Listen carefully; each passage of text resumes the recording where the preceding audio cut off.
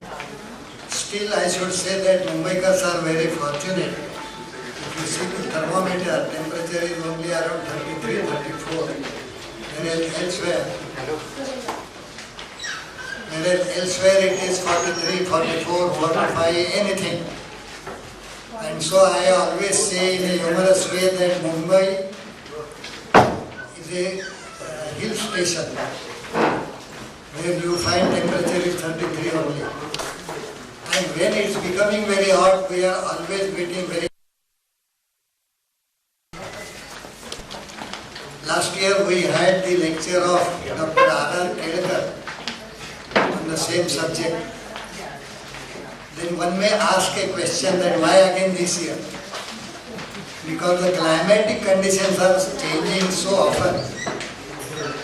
So we must know about it, and that is our primary requirement. Water is our primary requirement. And that's why we heard what is the Delhi viewpoint. R.R. Kelkar was at Delhi. Whereas Mumbai is our dear city and Krishnanand Hosalikar is at Mumbai. So let's see what he has to say on these changing climatic conditions and the coming monsoon. Although the forerunner has been there, that this year there will be a monsoon 96 to 104. And funny enough, they call it as normal monsoon. If I get 96% marks, I think I will reach to the heaven. Well, Krishnanand Hosalikar is Deputy Director General of Meteorology, Western Region in Mumbai. He joined India Meteorological Department in 1992 after passing UPSC examination. Thereafter have worked in New Delhi, Northeast Meghalaya, Mumbai offices of the department. Work in field of radar, airport, meteorological instrumentation, communication, seismology, and now as head of the Western region looking after all the meteorological operations, works at Gujarat, Maharashtra and Goa, that is Western region. That means he knows the department 360 degrees around. He has worked in all the sections of the department. Participated in Indian Science Expedition to Antarctica from the department. Has published scientific reports and papers in the journals of aviation meteorology, polar meteorology, general environmental studies and agriculture. I think we have elected the proper person to speak on this subject. May I request Sri Sharad Kale to welcome Mr. Krishnanand Hosalikar. I think the face of Krishnanand is not new to you, those who view News Bulletin 9:30. He often comes on the channel and we hear him always. Mr. Hosalikar, please. To me also. That's great. Thank you.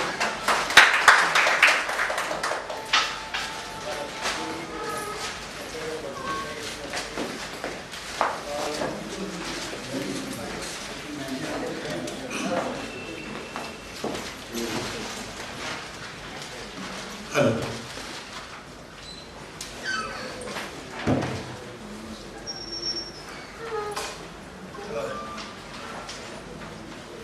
Namaskar. Am I audible to all of you? Marathi विज्ञान परिषदेचा कार्यक्रम आहे, त्यामुळे मी मराठीत बोलेल. Slides इंग्रजी पण आहेत त्याच्यामध्ये. It's a cosmopolitan presentation for all the Mumbaikars राहते.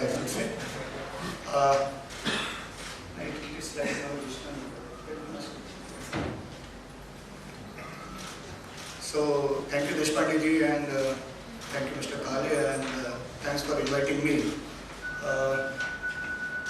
for this such a wonderful occasion to speak on monsoon, when the monsoon is almost visible in the Andaman. And Mr.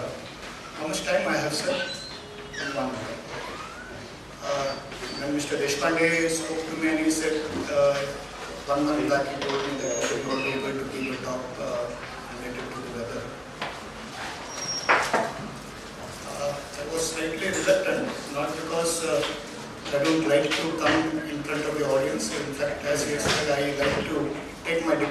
The end users. प्रयत्न तो आहे. पण त्यांनी ज्या ज्या दिग्गजांची नावं सांगितली की माझ्या अगोदर बरेचसे लोक ते आले, मग मला असं वाटायला लागलं की फारच कदाचित मराठी विज्ञान परिषद चूक तर करत नाही ना मला बोलून असं वाटायला लागलं. मी प्रयत्न करेन. हवामान हा एक मोठा विषय आहे, त्याची व्याप्ती फार मोठी आहे आणि त्याच्यासमोर मी अतिशय एक I am just nothing in front of it, but I will try to make you understand what is happening around, काय आपल्या आजूबाजूला होतंय जे आपल्याला आता जाणवायला लागलंय आणि येणारा पावसाळा आपल्याकडे कसा असेल. सुटणकर साहेब इथे आहेत. मी मनापासून त्यांचे इथे त्यांना बघून पण मला फार आनंद झाला. अतिशय very senior citizen rather of Mumbai city. There are so many of you. I welcome you all on behalf of India meteorological department. आजचा आपला विषय आहे बदलते हवामान आणि यंदाचा पावसाळा. त्याचा फ्लो चार्ट पण बहुतेक असाच असेल की बदलते हवामान आणि then finally I will land up to यंदाचा पावसाळा. आणि लेक्चरच्या मध्ये पण म्हणजे ज्यावेळी आपण स्लाइड्स दाखवतो त्याच्यामध्ये पण जर का आपल्याला काही असं वाटलं की एखादा प्रश्न विचारायचा आहे तर मला असं वाटतं की you can stop me and ask me any question in between also. I will try to answer. I assure you that out of 10 questions I will try to answer at least 3 questions.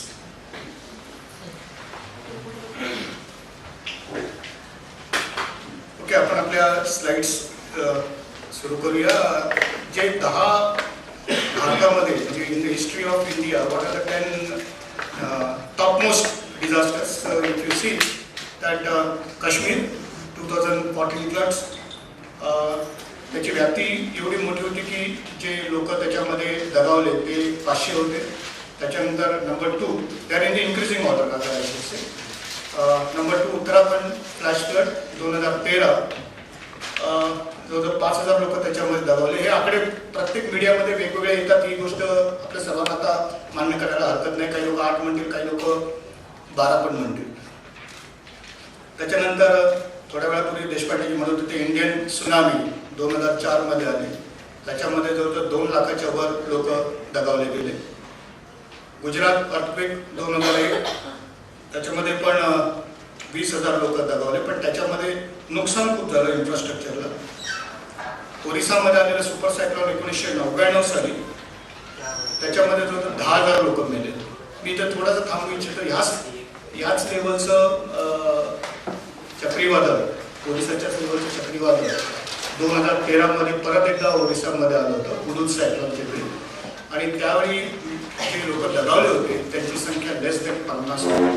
म्हणजे you can imagine the technological leap और advancement in the science of meteorology. हवामान विभागामध्ये ज्या प्रकारे प्रगती केली आहे, म्हणजे 10,000 कुठे 1999 मध्ये आणि एक 12-15 वर्षानंतर ती संख्या जवळजवळ 50च्या आत घरामध्ये येते. तर this is something which the technology has help India meteorological department. Latur earthquake 1993, 20,000 लोक. त्याच्यानंतर हा दुष्काळ आपल्यापैकी कोणीच बघितला नसेल. 1876 ते 1878चा जवळजवळ 2 वर्षाचा दुष्काळ. त्याच्यामध्ये 3 करोड लोक दगावले गेले. हा संपूर्ण देशामधला दुष्काळ आहे. आणि हा दुष्काळ फक्त देशामध्ये नव्हता, तर हा ब्राझीलमध्ये, चायनामध्ये बऱ्याच ठिकाणी याची व्याप्ती पसरलेली होती. त्याच्यानंतर कोरिंगा सायक्लोन 1839, हैदराबादच्या आंध्र प्रदेशमध्ये कोरिंगा एक स्टेशन आहे आणि तिथे जवळजवळ 3 लाखाच्या वर लोक दगावले. कलकत्ता सायक्लोन 1737, 3 लाख. आणि बेंगॉल फेमाईन 1770 आणि परत त्याच्यानंतर अजून एकदा आलं ते 1943 साली. त्याच्यामध्ये जे लोक दगावले त्यांची संख्या जवळजवळ 1 करोड होती. थोडंसं अजून पुढे जाऊया आणि बघूया की कशा प्रकारे अजून काही डिझास्टर्स आपल्याला दिसतात. त्याच्यामध्ये ते इंडियाची जी स्लाइड आहे त्याला स्लाइडमध्ये इंडियाला थोडंसं रेड करण्याचा प्रयत्न केलेला आहे. तर त्याच्यामध्ये जवळजवळ 1839 मी मगाशी म्हणालो ते 3 लाख, 1737 चक्रीवादळ कलकत्ता 3 लाख, अर्थक्वेक आणि सुनामी जवळजवळ 2,80,000 सॉरी 2,80,000 वगैरे वगैरे. So if you see all these slides, you will appreciate that one thing, that what is happening is the severe weather. आपण आपण ज्याला आपण सिव्हिअर वेदर म्हणतो, तीव्र हवामानातील बदल, त्याच्यामध्ये 4 नवीन कंपोनंट आले. 4 नवीन कंपोनंट हे आले की त्याची एक म्हणजे त्याची वारंवारता वाढणे, म्हणजे त्याची फ्रिक्वेन्सी ऑफ अकरन्स जी आहे ती आता आपल्याला वाढताना दिसते. नंबर 2, त्याची इंटेन्सिटी जी आहे ती आपल्याला वाढताना दिसते. नंबर 3, त्याची जी व्याप्ती आहे, त्याचा जो प्रभावित क्षेत्र जे आहे ते वाढताना दिसते. आणि नंबर 4 त्याचा जो ड्युरेशन आहे, त्याचा जो कालावधी आहे, म्हणजे कधी कधी ते 1 तास घडायचं, तर 2 तास घडायचं, कधी 1 दिवस घडायचं, त्याचा आता कालावधी वाढायला लागला. तर अशा प्रकारे जी ही विध्वंसक गोष्टी आहेत त्या देशामध्ये आणि जगामध्ये वाढत चाललेल्या आहे. फारच जवळचं उदाहरण आहे 26 जुलै 2005 सर्वांनी याचा करार अनुभवलेला असेल. मी स्वतः, मला आठवतं त्या दिवशी मी सांताक्रूज ऑफिसला एअरपोर्टला कामाला होतो आणि मी तिथून रात्री घरी चालत आलो होतो आणि बऱ्याच ठिकाणी ते पाणी कमरेच्या वर आणि कधीकधी खांद्याच्या वर पण जात होतं. अशा पावसामधून मी चालत घरी आलो होतो. विमानतळ संपूर्णपणे बंद होता, त्यामुळे विमानतळावरती हवामानाचा तसा काही उपयोग नव्हता. आणि हवामान तज्ज्ञाने काय बोलायचं की हवामानच सगळं काही बोलत होतं त्या दिवशी, त्यामुळे आम्ही गप्प होतो असं म्हणायला हरकत नाही. तर एक 12 तासामध्ये जवळजवळ 644 मिलीमीटर पाऊस पडला. 644 मिलीमीटर पाऊस जवळजवळ 12 तासामध्ये पडला. दुपारी 3च्या आसपास सुरू झाला आणि तो एक 7-8 वाजेपर्यंत जो आहे तो भरपूर मुसळधार पाऊस पडला. त्याने संपूर्ण मुंबईमध्ये कहर माजवला. इंटरेस्टिंगली त्याचवेळी कुलाबा क्षेत्र जे होतं ते अतिशय शांत होतं. इथे काही पाणी जास्त पडलं नाही. Almost 1/10 of the rainfall offered in the Colaba area. आणि म्हणजे what I want to identify की पावसाचं जे वितरण आहे, बऱ्याचदा आपण असं म्हणतो की पावसाचं वितरण जे अतिशय असमान असतं. काही ठिकाणी अतिशय जोरदार पडतो आणि त्याच्याच बाजूला तो कधी कधी अजिबात नसतो. आणि त्याने घात केलेली क्षेत्र आहेत. तर ह्या सर्वांमधून एक गोष्ट आपल्याला, 1-2 शब्द आपल्याला रोजच्या ओळखीचे आहे. आपल्या भाजीवाला आणि आपल्या इस्त्रीवाला पण हे शब्द आजकाल वापरायला असं म्हणणं आपल्याला हरकत नाही साहेब, वो रेट इसलिए बढ़ गया क्योंकि क्लायमेट चेंज आहे, किंवा असं काहीतरी, म्हणजे काहीतरी सांगायचं क्लायमेट चेंज आहे, टीचर शिकवत नाही, हे शिकवत नाही, ते शिकवत नाही. मीडियाला अतिशय आवडणारे हे 2 शब्द आहेत असं माझं व्यक्तिगत मत आहे. की म्हणजे क्लायमेट चेंज का ग्लोबल वॉर्मिंग. एखाद्या ठिकाणी थोडासा जरी पाऊस नकळतपणे पडला तर लगेच माझ्या ऑफिसमध्ये किंवा मला फोन येतो, साहेब तिथे पाऊस पडला आहे, हे त्याला क्लायमेट चेंज म्हणता येईल का? बाबा असं लगेच त्याला ते लेबल देऊ नका. क्लायमेट चेंज हा शब्द वापरताना फार काळजीपूर्वक, with a pinch of salt ज्याला आपण म्हणूया, फार काळजीपूर्वक वापरण्याचा प्रयत्न करा. जसं मी मगाशी म्हणालो, फक्त भारतामध्ये नाही तर संपूर्ण जगामध्ये अशा प्रकारच्या गोष्टी आता घडत आहेत. ग्लोबल वॉर्मिंग म्हणा, त्याच्यावरती पण आपण येऊ. तर हे जे ग्लोबल वॉर्मिंग आहे किंवा हवामानामधील जे बदल आहेत, हे होण्याची काय कारण आहे, त्याचे काही कारण इथे मी मांडण्याचा प्रयत्न केलेला आहे. एक आहेत नैसर्गिक कारण आणि एक आहेत मानवनिर्मित कारण. मानवनिर्मित कारण खाली आहेत, नैसर्गिक कारण स्क्रीनवरती वरती दिसत आहेत. तर पहिलं कारण आहे व्हॉल्कॅनिक इरप्शन्स. म्हणजे ज्यावेळी मोठ्या प्रकारचे भूकंप होतात किंवा ज्यावेळी लावा जमिनीत होतात, त्याच्यामुळे ते धुळीचे कण आणि स्मोक डस्ट जी बाहेर येते, तर त्याच्यामुळे पण बऱ्याचदा वातावरणामध्ये बदल होतात. ते काय बदल आहेत ते इथे मी ते मांडण्याचा प्रयत्न केला की त्याच्याने सूर्यापासून येणारे जे किरण आहेत ते रोखले जातात, तापमान जे आहे ते खाली उतरतो. आणि अशा प्रकारे काही तापमानामधले बदल किंवा कधीकधी एखाद्या ठिकाणी भूकंप झालाय आणि हवेच्या ग्लोबल सर्क्युलेशनमुळे तो जो धुळीचा जो लोळ आहे किंवा ते जे धुळीचे कण आहेत ते दुसऱ्या ठिकाणी जातात आणि मग तिथे मग काहीतरी ऍसिड रेन म्हणा किंवा दुसऱ्या प्रकारचे जे काही परिणाम जे आपल्याला दिसतात, तर तशा प्रकारचे परिणाम आपल्याला दिसू शकतात. त्याला पण आपण एक नॅचरल व्हेरिएबिलिटी म्हणूया. सूर्यावरती जे डाग आहेत त्याच्यावरती पण बरेचसं काम चालू आहे. लोक म्हणतात की 11 वर्षाचं सायकल आहे, त्याचे डाग जर का दिसतील, त्याची संख्या जास्त असेल तर त्याचा पण पृथ्वीच्या तापमानावरती परिणाम होऊ शकतो. एक सर्वसाधारण असं मत आहे की जर का त्याच्यामधली व्हेरिएबिलिटी पृथ्वी सॅटेलाइट मेजरमेंटने जर का आपण बघितलं तर solar variability may be as much as 0.1% over 18 months off period. म्हणजे त्याची जी व्हेरिएबिलिटी आहे, सूर्याची किरणाची प्रकार त्यांची जी व्हेरिएबिलिटी आहे ते 0.1% वगैरे, आणि त्याच्याने एक 1% राईज इन टेम्परेचर होऊ शकतो. सॉरी 1 डिग्री राईज होऊ शकतो जर का 0.1% चेंज झाला तर. अजून एक थेअरी हवामानामध्ये बदलसाठी अजून एक थेअरी मांडण्यात आलेली की म्हणजे मिलानकोविच म्हणून वैज्ञानिक होतं, त्यांनी ही थेअरी मांडलेली आहे. ही थेअरी आपल्याला सर्वांना कदाचित ज्याने भूगोलाचे वर्ग शाळेमध्ये असताना कान देऊन ऐकले असतील त्यातले बरेच जण ऐकत नाही, मी पण ऐकले नव्हते.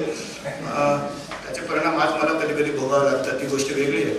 तर ही 3 कारणात त्यांनी असं म्हटलं की नंबर 1 कारण म्हणजे ऑर्बिटल एसेंट्रिसिटी, आणि त्याचं सायकल आहे जवळ 1,00,000 वर्षाचं. म्हणजे सध्या पृथ्वीचा जो कक्षा आहे सूर्याभोवती फिरण्याची ती एलिप्टिकल आहे. तर ती एलिप्टिकल जी आहे ती काही कालानंतर जवळ 1,00,000 वर्षानंतर ती सर्क्युलर होण्याची हे म्हणजे कल्पना आहे किंवा गणित आहे. तर त्यावेळी सुद्धा म्हणजे सूर्याचं पृथ्वीपासूनचं जे अंतर आहे ते बदलणार आणि त्याच्यामुळे पण हवामानामध्ये बदल होणार. एक गोष्ट इथे लक्षात घ्या, इंग्रजीमध्ये वेदर आणि क्लायमेटचे 2 वेगवेगळे अर्थ हे आपल्याला माहीत असेल. वेदर म्हणजे जे सध्या आहे हे वेदर, आणि क्लायमेट म्हणजे गेल्या 50 वर्षाचा सरासरी आकडे. मराठीमध्ये हा शब्द कदाचित दोघांसाठी आपण हवामान म्हणूनच वापरतो असं म्हणायला हरकत नाही, किंवा दुसरा एखादा शब्द असेल तर आपण मला सुचवावं. वातावरण आता ते असं झालं ना, मला पाहिजे डाळ पण तुम्ही म्हणता सांबार खाणार का. जवळचा शब्द आहे पण तो तितकासा कदाचित योग्य नसावा, पण आहे. प्रत्येकाच्या काही मर्यादा असतात असं म्हणूया. त्याच्यानंतर दुसरा जो आहे त्यांच्या गणिताप्रमाणे ॲक्सिस टिल्ट, पृथ्वीचा जो फिरण्याची जी आस आहे म्हणजे त्याचा जो ॲक्सिस आहे तो जवळजवळ 23.5% कललेला आहे. हे आपल्याला सर्वांना माहीत आहे, म्हणूनच आपल्याकडे सीझन्स आहेत, नाहीतर सीझन्स नसते. एक गोष्ट लक्षात घ्या की ग्लोबल वॉर्मिंगने सीझन बदलणार का असे लोक म्हणतात, तर तसं नाही आहे. Seasons are controlled by the tilt of the axis. जो पृथ्वीचा जो आस आहे किंवा त्याची जी ज्या आसामधून तो फिरतो तो 22.5 किंवा 23.5 डिग्री असल्या कारणाने आपल्याला उन्हाळा, हिवाळा, पावसाळा यासारखे ऋतू दिसतात. हा आस पण कधीतरी चेंज होणार आहे आणि त्याची फिरण्याची जी चेंज होण्याची जी क्षमता आहे ती 21.5 ते 24.5 आहे. म्हणजे तो आस बदलणार. काही जे प्रदेश ज्यांना कमी उष्णता मिळते त्यांना जास्त मिळणार, काही ठिकाणी तर वाईस वर्षा होण्याची शक्यता आहे. तिसरं की प्रिसिशन. आता ह्याचे कालावधी फार मोठे आहेत, त्यामुळे आपल्याला तुम्हाला आणि मला घाबरायला गरज नाही. आपण संध्याकाळी आरामात सहज घरी जाऊ, त्याचा आपल्याला काही फरक पडणार नाही. प्रिसिशन 19,000 ते 30,000 वर्ष. तर ह्याचा पण कालावधी फार मोठा. प्रिसिशन म्हणजे तो भोवरा जसा आपला फिरतो तर स्वतःभोवती फिरताना पण तो एका वेगळ्या आसाभोवती फिरत असतो. तर तसंच पृथ्वीचं पण आहे. तर पृथ्वीचा जो ध्रुवतारा आपण ज्याला म्हणतो तो सध्या जो ध्रुवतारा आहे तो मी लिहून आणलं कारण ह्या गोष्टी मला लक्षात राहत नाही. स्टार पोलॅरिस म्हणून जो आहे, आणि काही दिवसांनंतर काही वर्षांनंतर 30,000-40,000 वर्षानंतर तो ध्रुवतारा जो आहे, आपल्याकडे एक कहाणी आहे, लहानपणी पण आपण वाचतो की एक ध्रुव नावाचं बाळ होतं वगैरे. पण मी खरंच नंतर एकदा युनिव्हर्सिटीमध्ये, मुंबई युनिव्हर्सिटीमध्ये ॲस्ट्रॉनॉमिकल कोर्स केला होता, त्यावेळेला मला कळलं की ध्रुव हा आढळ तारा नाही आहे, तर तो पण काही वर्षांना बदलतो. तर काही वर्षांनी बदलणारा तारा जो आहे तो वेगास म्हणून एक तारा आहे, वेगा म्हणून, तो पण येण्याची शक्यता आहे. तर ज्यावेळी पृथ्वीचे आस बदलतील किंवा त्यांची कक्षा बदलतील त्यावेळी पृथ्वीचं वातावरण बदलेल. तिसरं, जर का पृथ्वीवरती जर का हवामानच नसतं, आता पृथ्वीवरती हवामान आहे, वातावरण आहे, मग अशी छान शब्द वापरला वातावरण. पृथ्वीवरती वातावरण आहे and we know that it is very much essential for our life to exist on this planet.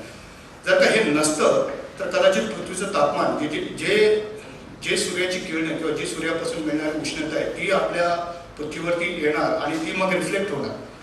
जर का हे असं झालं असतं आणि मध्ये जर का त्याला अडवणारं कोणी नसतं तर पृथ्वीचं तापमान जे ते -18 डिग्री अप्रॉक्सिमेटली. हा फॉर्म्युला E = सिग्मा T⁴.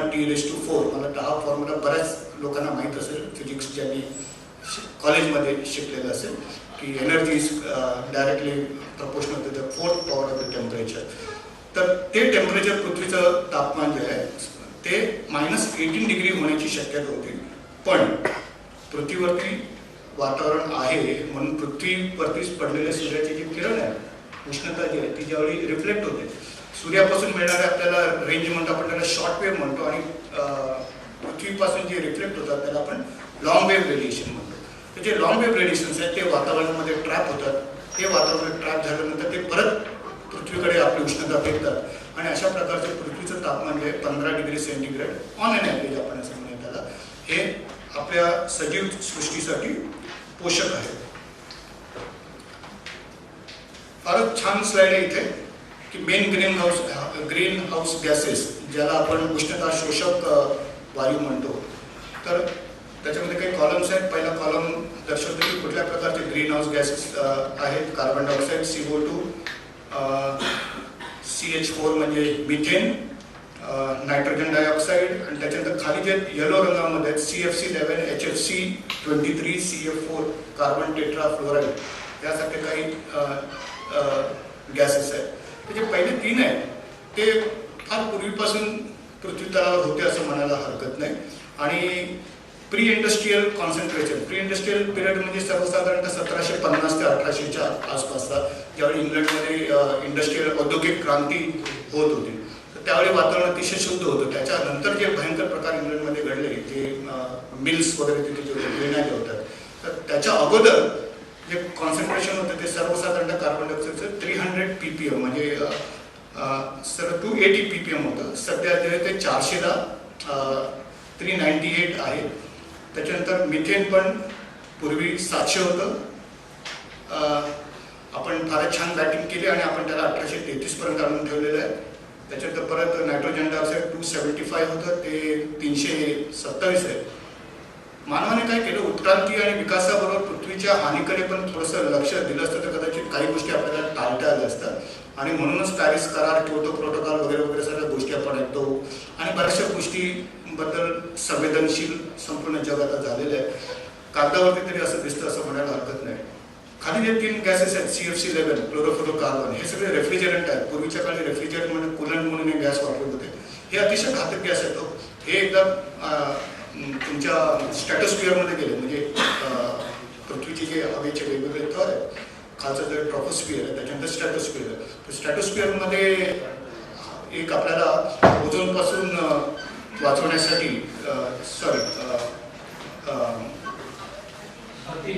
अतिनील किरण, ओके, तर त्यांच्यापासून आपलं प्रोटेक्शन करण्यासाठी जो लेअर आहे हा CFC त्याला ब्रेक करतो. तर तो ओझोन लेअर जो आहे तो तिथे ब्रेक होतो आणि त्याच्यामुळे आपल्याकडे जर का अतिनील किरण आले त्याच्याने मग कॅन्सर म्हणा किंवा बरेचसे वेगवेगळे रोग होतात. व्हेरी फ्रँक आय रिमेंबर दिस. मी ह्या कामासाठीच अंटार्क्टिकाला गेलो होतो आणि अंटार्क्टिकामध्ये एक सीझन असतो, स्प्रिंग सीझन म्हणतो आम्ही त्याला. सर्वसाधारणतः it is in the month of September to October month in the Antarctica when त्याचं पोलार नाईट. फार मजेशीर गोष्ट आहे. कधीतरी आपण त्याच्याविषयी पण बोलूया. म्हणजे 3-4 महिने रात्र, 3-4 महिने दिवस वगैरे फारच म्हणजे तुमचं शरीराचे जे घड्याळ आहे त्याची वाहवा होऊन जाते. तर ह्या दरम्यान ज्यावेळी स्प्रिंग टाईम आहे त्यावेळी तिथे ओझोनचं डिप्लिशन जे आहे स्ट्रॅटोस्फिअरमधलं ते अतिशय मॅक्झिमम होतं. नॉर्मल व्हॅल्यू अंटार्क्टिकामध्ये ओझोनची स्ट्रॅटोस्फिअरमध्ये 300 ppmच्या आसपास आहे. ती ओझोन स्प्रिंग ज्यावेळी सीझन चालू होतं, जे आहे CFCसाठी ज्यावेळी त्याला डॅमेज करतात, तरी सर्वसाधारणतः याची value it goes to 20 and 30 ppm. म्हणजे विचार करा त्यावेळी किती तीव्र प्रकारचे अतिनील किरण आपल्या पृथ्वी तलावरती येऊ शकतात. आणि हे now many people know and observations are still going on and it was really very good experience there also. मगाशी मी म्हणालो कार्बन डायऑक्साईडची व्हॅल्यू वाढले तर ते अशा प्रकारे 1960 ते 2010 पर्यंत जर का तुम्ही बघितलं तर कार्बन डायऑक्साईडचे वायूचे जे व्हॅल्यूज आहेत, so from 320 ppm to it has almost gone to 400 ppm. आणि हे सर्व उष्णता शोषक गॅस आहेत. त्यामुळे हे काय करणार, हवेमध्ये उष्णता, पृथ्वीपासून मिळणारी उष्णता शोषणार आणि ते स्वतः तप्त होणार आणि त्याच्यामुळे पृथ्वीचं तापमान वाढणार. अजून एक स्लाइड इथे दाखवण्याचा मी प्रयत्न करतोय. याला आपण global temperature change from pre industrial period. तर याच्यामध्ये पण जर का तुम्ही बघितलं तर हा जो आलेख आहे टेम्परेचरचा, तो पण जो आहे तो चढता आलेख आहे. आणि हा पण पिरियड आहे सर्वसाधारणतः 1880 ते 2020. I have taken this slide from Nova website.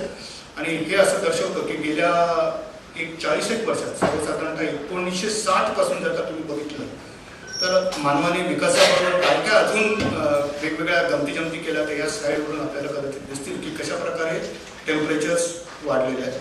Same thing, same slides, त्याच्या खाली पण आपल्याला 30 स्लाइड दिसते वेगवेगळ्या ऑब्झर्वेशन्समधून. आणि मग ह्याचे परिणाम काय की shrinking of glaciers and mountains. बऱ्याचदा आपण असं ऐकलं की आपल्या पण इकडच्या हिमनद्या ज्या आहेत, हिमालयातल्या ज्या हिमनद्या आहेत त्या आक्रसायला लागलेल्या आहेत. बऱ्याचशा ठिकाणचे कधीतरी असं लोक म्हणतात, म्हणजे कधी कधी असं मला वाटतं की जुने जे पिक्चर आहेत ब्लॅक अँड व्हाईट ते आपण बघावेत. का बघावेत? तर त्याचं एक कारण आहे की त्यावेळी एखाद्या ग्लेशियरवरती तुम्हाला नाचताना दिसला, त्याच ग्लेशियरचं आज जर का तुम्ही चित्रण बघितलं तर तुम्हाला कळेल त्यावेळी तो ग्लेशियर होता आणि आता ती खडकाळ जमीन झालेली आहे. तर पिक्चरचा हा पण एक फायदा आहे असं म्हणायला आपल्याला हरकत नाही, पण किती आपण वेगळ्या दृष्टिकोनातून बघू ते आपल्यावरती अवलंबून आहे. तर अशा प्रकारे काही ग्लेशियर्स आहेत अर्जेंटिना. हा ग्लेशियर पूर्वीचा आणि आताचा बघा वर आणि खालचं चित्र आपल्याला दिसतं. त्याचप्रमाणे हा किलिमांजारो डोंगर आहे, तर पूर्वीचं स्नो कव्हरेज बघा आणि 2000 सालामध्ये जर का स्नो कव्हरेज बघा, almost there is no snow cover on the hill top. Arctic sea disappearing. काही दिवसापूर्वी एक बातमी आली होती की तुम्ही soon you can sail from Asia to Europe in 20 days. म्हणजे पूर्वी कसं व्हायचं की आर्टिक समुद्र किंवा त्याच्यावर बर्फ असल्या कारणाने लोकांना सुएझ कॅनाल म्हणून एक होता, त्याच्यामधून लोकांना जावं लागतं आणि त्याच्यामुळे त्यांचा जो प्रवासाचा जो वेळ होता तो 1 महिन्यापेक्षा जास्त असायचा. आता असं व्हायला लागलंय की कदाचित tourist will be very happy, कदाचित एखादी transport company will be very happy किंवा some other companies will be very happy की आता आपल्याला फिरून जायची गरज नाही, तर आपण सरळ उत्तर ध्रुवावरतून आपण दुसऱ्या खंडामध्ये आपण सहज प्रवेश करू, कारण तिकडचं बर्फ असं वितळत आहे. आणि एक स्लाइड इथे दिसते की त्याच्यामध्ये तुम्हाला कळेल की कशा प्रकारे जे बर्फाचं जे प्रमाण आहे सप्टेंबर महिन्याला कसं खाली खाली येते 2007 साली आणि 1953 सालापासून ते 2007 साली, आणि ते काही आकडे पण इथे दाखवले. या सर्व गोष्टी तशा मजेशीर जरी वाटत असल्या तरी त्याचे खरोखरच फार घातक परिणाम आपल्या संपूर्ण पृथ्वी तलावरती होण्याची शक्यता वर्तवली जाते. थोडंसं आपण आपल्या बाहेरच्या देशातून फिरून आलो तर आपण आपल्या देशाकडे वळूया. आपल्याकडे काय स्थिती आहे? फार वेगळी स्थिती नाही आहे. हे चित्र तुम्ही बऱ्याचदा सोशल मीडियावरती किंवा बऱ्याच ठिकाणी वापरलं आणि फेसबुक म्हणा, व्हॉट्सअप म्हणा, बऱ्याच ठिकाणी ह्या गोष्टींचं तुम्ही चर्चा पण केली असेल की पाणी वाचवायला पाहिजे वगैरे. तर महाराष्ट्र राज्य जे आहे आपलं ते दुष्काळ, त्यातला जवळजवळ 70% भाग आहे तो दुष्काळग्रस्त आहे असं म्हणायला हरकत नाही आहे. त्याच्यातला काही दुष्काळ हा नैसर्गिक आणि काही दुष्काळ हा मानवी पण आहे. त्याचप्रमाणे काही ठिकाणी मग पृथ्वीवरती म्हणा, काही ठिकाणी अतिशय मुसळधार पाऊस. गेल्या 2015 मध्ये आलेला चेन्नईचा महापूर, एअरपोर्ट वगैरे सर्व काही बंद झालं होतं. फारच नवीन चित्र आहे. Severe weather stress. लातूरला आपण टँकरने पाणी पुरवठा केला. मला वाटतं कदाचित इतिहासात ही पहिली घटना असेल भारतसारख्या देशामध्ये की टँकरने पाण्याचा सप्लाय करण्यात आला. कदाचित रेल्वेच्या जे वॅगन्स आपल्याला दिसत आहेत तर याच्याने पाणी आपण एका ठिकाणून दुसऱ्या ठिकाणी नेलं. हे जरी सोल्युशन असलं तरी but this is not a solution actually, this is a bandage to the wound. हा काही अशा प्रकारे म्हणजे रेल्वेने अशा प्रकारचे उपक्रम हाती पुढे घेऊ नये किंवा अशा प्रकारच्या योजना त्यांनी बनवू नये असं माझं मत आहे. म्हणजे त्याच्यासाठी आपल्याला अशी सक्षम योजना बनवायला लागेल की तिथे पाण्याचा निचरा किंवा पाणी नेहमी उपलब्ध असेल. एक पेपर पब्लिश करण्यात आला होता मुंबईबद्दल. तो पब्लिश पेपर आहे हवामानचे जे आमचं सायंटिफिक जर्नल आहे. त्याच्यामध्ये आम्ही मुंबईचा 1969 to 2010 पर्यंतचा मुंबईचा तापमानाचा अभ्यास केला आणि त्याच्यामध्ये आम्हाला असं आढळलं की जस्ट तुम्ही बघा इथे कदाचित हे चित्र तुम्हाला कळेल.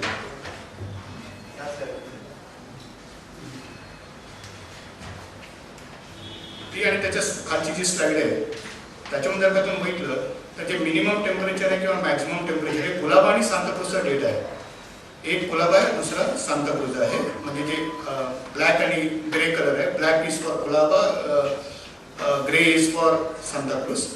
आणि जर का तुम्ही बघितलं तर सरासरीपेक्षा त्याचं तापमान जे आहे ते 1969 ते 1980 आणि 1981 ते 1989 या 2 डिकेडमध्ये तापमान सरासरीपेक्षा खाली होतं. आणि मग 1990च्या आसपास काहीतरी घडलं आणि मग तापमानामध्ये वाढ आपल्याला दिसून येते. जे सरासरी तापमान आहे ते डिकेडच्या वर दिसते. तर बोथ टेम्परेचर जे आहे ते मिनिममसाठी पण तेच आणि मॅक्झिममसाठी पण तेच अवस्था आपल्याला दिसते. हवामान विभागातल्या लोकांना फार एक कौतुक आहे, वेगवेगळ्या ग्राफ ड्रॉ करायचं आणि लोकांना फसवायचं. मी पण थोडासा प्रयत्न केला आहे, पण तुम्ही जास्त फसू नका. मी असं म्हणेन की मुंबईमध्ये जे मग साहेबांनी म्हणाले की hot days and hot nights and cold days and cold nights. पूर्वी असं व्हायचं की लोक दिवसा जरी गरम असले तर लोक म्हणायचे ठीक आहे रात्र थंड असेल आपल्याला काहीतरी त्याच्यामधून मार्ग काढता येईल म्हणून. पण मला असं वाटतं की सर्व मुंबईकरांचं आता सध्या एक मत आहे की दिवसा पण गरम आणि रात्री तर जास्तच गरम असं म्हणायला हरकत नाही. Of all the season except few days of winter, म्हणजे हिवाळा मुंबईमध्ये कधीतरी येऊन गेला असं सांगेपर्यंत उन्हाळा परत डोका होतो. तर हे जे ग्राफ आहेत हे ग्राफ असं दर्शवतं. पहिला ग्राफ एकदम कॉर्नरमधला हा ग्राफ बघितला तर कदाचित तुम्हाला कळेल की pre monsoon season, pre monsoon म्हणजे मार्च, एप्रिल आणि मे. मार्च, एप्रिल, मे ह्या 3 महिन्यांना हवामान विभाग प्री मान्सून, मान्सूनच्या अगोदर. तर त्याच्यामध्ये तुम्ही बघितलं तर हॉट डेज जे आहे हे गेल्या 40च्या वर्षांमध्ये जर बघितलं तर त्याची टेंडन्सी याची वाढताना दिसते. So number of hot days are increasing. Similarly, number of cold days are decreasing. Number of hot nights are increasing. Number of cold nights are decreasing. म्हणजे जे आपल्याला हवं आहे व्हेरी फ्रँकली ते उपलब्ध नाही आहे. आणि याच्यासाठी कोणी जबाबदार नाही आहे. त्याच्यासाठी फक्त आपण, तुम्ही आणि मी ह्याच्यासाठी जबाबदार आहे. आपण काय करतो, रात्र झाली की लगेच संध्याकाळी ऑफिसमधून गेलं, घरी गेलं की 90% लोकांच्याकडे आजकाल एसी असतं. एसी हॅज बिकम नाव. हे घरामध्ये नळ एकदा नसेल तर पण एसी असणं गरजेचं आहे. एसी लावणार आणि बाहेरचं वातावरण गरम अजून जास्त करणार आणि आपलं वातावरण पण थंड करण्याचा प्रयत्न करणार.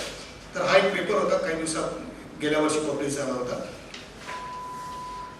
भारतामध्ये जर आपण बघितलं तर काही वर्ष जी आहेत, काही वर्षांचे आलेख इथे देण्याचा प्रयत्न केलेला आहे. तर आपण भारताबद्दल ते बघूया खालच्या स्लाइडमध्ये. या स्लाइडमध्ये जर का बघितलं तर 2002, 2015, 10, 9 आणि 16 ही वर्ष जी आहेत ती उष्ण वर्ष होती. आणि इंटरेस्टिंगली जर का तुम्ही बघितलं की 2016 हे आतापर्यंतचं सर्वात उष्ण वर्ष नावाने घोषित केलेलं आहे. At the same time if you see the yellow chart, त्या चार्टमध्ये जर का तुम्ही बघितलं तर तिथे पण जर का तुम्ही बघितलं तर 2010, 14, 15 म्हणजे ज्यावेळी 2014 हे उष्ण वर्ष घोषित झालं त्यावेळी मग आपल्याला असं वाटलं की कदाचित सर्व काही आलबेल आहे. नंतर 2015ने त्याचे पण रेकॉर्ड तोडले, 2016ने त्याचे पण रेकॉर्ड तोडले आणि 2017 February were the hottest month राहतात. तर अशा प्रकारच्या काही गोष्टी ते घडतात आणि त्याचा पावसावरती काही परिणाम होऊ शकतो का म्हणून एक स्लाइड मी ते टाकण्याचा प्रयत्न केला आहे की 2016 ह्याच सिक्वेन्समध्ये टाकण्याचा प्रयत्न केला. 2016 is the hottest but rainfall was 97 normal. आणि मग 2009 ड्रॉट हा तिसरा लोएस्ट पाऊस त्यावेळी पडला. 2010, 2015 आणि 2002. तर तसं बघितलं तर तापमान वाढीचा आणि म्हणजे locally, very frankly locally speaking कदाचित त्याचा तसं काही डायरेक्टली संबंध इथे दिसत नाही. मग अशी मी म्हणालो की ज्यावेळी ओरिसामध्ये चक्रीवादळाला सुपर सायक्लोन 1999 साली आणि जवळजवळ 1000 लोक त्याच्यामध्ये 10,000 लोक मेले.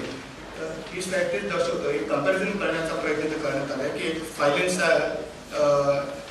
ऑक्टोबर 2014 मध्ये होतं आणि 99 मध्ये पॅरादीपमध्ये जे सायक्लोन आलं होतं सुपर सायक्लोन. इनफॅक्ट तोपर्यंत हवामान विभागामध्ये सुपर सायक्लोन हा शब्दच नव्हता. तो शब्द त्याच्यानंतर टाकण्यात की अशा प्रकारे पण एका विध्वंसक चक्रीवादळ का निर्माण झालं तर त्याला काय म्हणता येईल म्हणून मग तो सुपर सायक्लोन हा शब्द त्याला शोधण्यात आला. अदरवाईज पूर्वी हा सुपर सायक्लोन हा शब्द हवामान भाषेच्या परिभाषेमध्ये किंवा म्हणजे त्यांची जी डिक्शनरी आहे त्याच्यामध्ये हा नव्हता. तर very frankly technology has improved a lot and we are able to control at least to mitigate with the disaster. असं मी म्हणतो. थोडंसं मागे जाऊया. या सर्व गोष्टींबद्दल कदाचित तुम्ही बऱ्याच ऐकलं असेल की म्हणजे हवामान विभाग हे काही काम करते ते काही फार नवीन नाही आहे. Very frankly speaking by this slide म्हणते की आपले जे उपनिषद आहेत किंवा जी वराहमिहिर आणि जी बृहत्संहिता लिहिलेली आहे किंवा कौटिल्यांचं जे अर्थशास्त्र आहे ते शिवाजी महाराजांनी पण त्यांच्या राजकारभारामध्ये वापरलं होतं की कशा प्रकारे शेतसारा असावा. पाऊस असेल तर शेतसारा जास्त, पाऊस नसेल तर त्याप्रमाणे प्रोपोर्शनॅलिटी शेतसारा कमी. So Kautilya was knowing how to measure the rainfall data very accurately, better than probably this days you and me. So they were knowing it better and there was no manipulation. कुठल्याही प्रकारचे errors वगैरे नव्हते. कुठलाही मंत्री त्यांना सांगत नव्हता की आकडे वाढवून सांगा वगैरे वगैरे. तर कदाचित अशा प्रकारच्या ज्या गोष्टी आहेत ह्या आपल्याला असं दर्शवतात की हवामानशास्त्र हे फार जुनं आहे आणि त्याला फार मोठा सायंटिफिक बेस आहे. आणि अर्थात मेघदूतांचं जे कालिदासांनी लिहिलेलं मेघदूत, ज्यांना माहीत होतं की म्हणजे प्रियकराच्या वाट बघणारा ते कालिदासांचे जे काव्य आहे आणि त्यांना माहीत होतं की मध्य भारतामध्ये कधी मान्सूनचे ढग येणार हे त्याच्यामध्ये व्यवस्थित लिहिलेलं आहे. तर मला असं वाटतं की आपल्या पूर्वीचे जे लोक होते किंवा माझी अशी खात्री आहे कदाचित तसं मी म्हणेन की आपले जे पूर्वज जे होते ते कदाचित आपल्यापेक्षा हुशार होते असं म्हणूया, because they were not having any technology. Very frankly speaking, आता तुमच्याकडे सर्व प्रकारचे उपकरणं, माझ्याकडे तुमच्याकडे सर्व उपकरण आहेत, उपग्रह आहेत वगैरे वगैरे, भरपूर एन नंबर ऑफ गोष्टी आहेत. एक मोबाईल तुम्ही हातामध्ये आहे, त्या मोबाईलमध्ये काय आहे आणि काय नाही ह्याची कल्पना आपल्याला करता येणार नाही. पण कदाचित हे सर्व लोक असे होते की ज्यांच्याकडे काहीच नव्हतं, फक्त डोळे उघडे आणि पंचेंद्रिय उघडी म्हणूया, आणि ती आकाशाकडे रोखलेली किंवा निसर्गाकडे रोखलेली होती. भारतामध्ये ब्रिटिश सरकारांचं राज्य आलं, ही चांगली गोष्ट आहे का वाईट गोष्ट आहे आपण ह्याच्यावर नंतर कधीतरी विचार करू. पण त्यांनी एक चांगली गोष्ट केली की त्यांनी खूप साऱ्या हवामानाचे अंदाज मारणाऱ्या वेधशाळा उभारल्या. त्यातलं कलकत्ताची ऑब्झर्वेटरी 1785 साली, 1796 साली मद्रास आणि कोलाबा ऑब्झर्वेटरी जिथे आमचं ऑफिस आहे ते 1826 साली सुरू झालं. म्हणजे तसं जर का तुम्ही बघितलं तर हवामान विभाग 100-150 वर्ष जुनं म्हणायला हरकत नाही आहे. आणि बऱ्याच लोकांना अल्निनोबद्दल पण माहिती होती. सर्वसाधारणतः 1970च्या आसपास अल्निनोचा शोध लागला. अल्निनो हा एक आधुनिक शब्द आहे, त्याच्याविषयी पण मी थोड्याशा स्लाइडमध्ये बोलेन. पण ह्याविषयी हा जो दुष्काळ वगैरे जे आहेत, पाऊस न पडणे, दुष्काळ न पडणे, दुष्काळ वगैरे पडणे जे आहे, तर त्यावेळेस असं झालं की सर्वसाधारणतः 1875च्या आसपास भारतामध्ये जे 2 मोठे दुष्काळ आले, त्यावेळी मग ब्रिटिश सरकारने सांगितलं की मान्सूनच्या पावसाचं पूर्वानुमान देणं गरजेचं आहे. आणि मग त्या हिशोबाने मग गिल्बर्ट वॉकर म्हणून एक वैज्ञानिक होते, जे त्यांनी मग अशा प्रकारचे लॉंग रेंज फोरकास्ट, ज्याला दीर्घकालीन मान्सूनचं पूर्वानुमान द्यायला सुरुवात केली. त्याच्यानंतर आपले भारतीय सायंटिस्ट डॉक्टर वसंत गोवारीकर यांनी 1981 ते 2001-2 पर्यंत त्यांनी पण एक मॉडेल डेव्हलप केलं, ज्याचा हवामान विभागाने पुरेपूर उपयोग केला. 2002 मध्ये काहीतरी घडलं आणि ते मॉडेल फेल झालं. 2002 मध्ये भारतामध्ये मोठा दुष्काळ पडला, त्या मॉडेल पूर्ण कॅच दॅट म्हणून मग त्याच्यामध्ये परत संशोधन करण्यात आलं आणि आता सध्या वेगवेगळ्या गोष्टी करण्यात येतात. 1876 ते 1878 म्हणत होतो, तर त्यावेळी भारतामध्ये खूप मोठा दुष्काळ पडला. आणि तो दुष्काळ फक्त भारतामध्ये नव्हता, तर तो त्याचा जो बाकीचा जो परिसर होता तो चायना आणि ब्राझीलमध्ये पण होता. आणि पाऊस सर्वसाधारणतः 30% डेफिशियंट, म्हणजे सरासरीच्या 30% खाली पाऊस होता. आणि एक पिवळ्या अक्षरामध्ये इथे लिहिलेले वाक्य फार सुंदर आहे.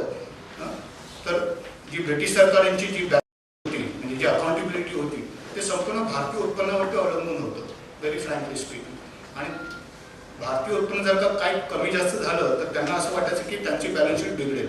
आणि म्हणून मग त्यांनी असा निर्णय केला की मान्सूनचं पूर्वानुमान होणं फार गरजेचं आहे आणि ते आपल्याला कसं करता येईल म्हणून. आणि मग त्याच्यामध्ये वेगवेगळे पॅरामीटर्स त्यांनी जोडायला सुरुवात केली. पंडित जवाहरलाल नेहरू आपले त्यांना पण मुंबईच्या मान्सूनबद्दल फार मोठं आकर्षण होतं, वेळ होतं असं म्हणायला हरकत नाही. आणि त्यांनी असं ऐकलं होतं की मुंबईचा पाऊस सर्वांनी अनुभवला असेल, व्हेरी डायनामिक.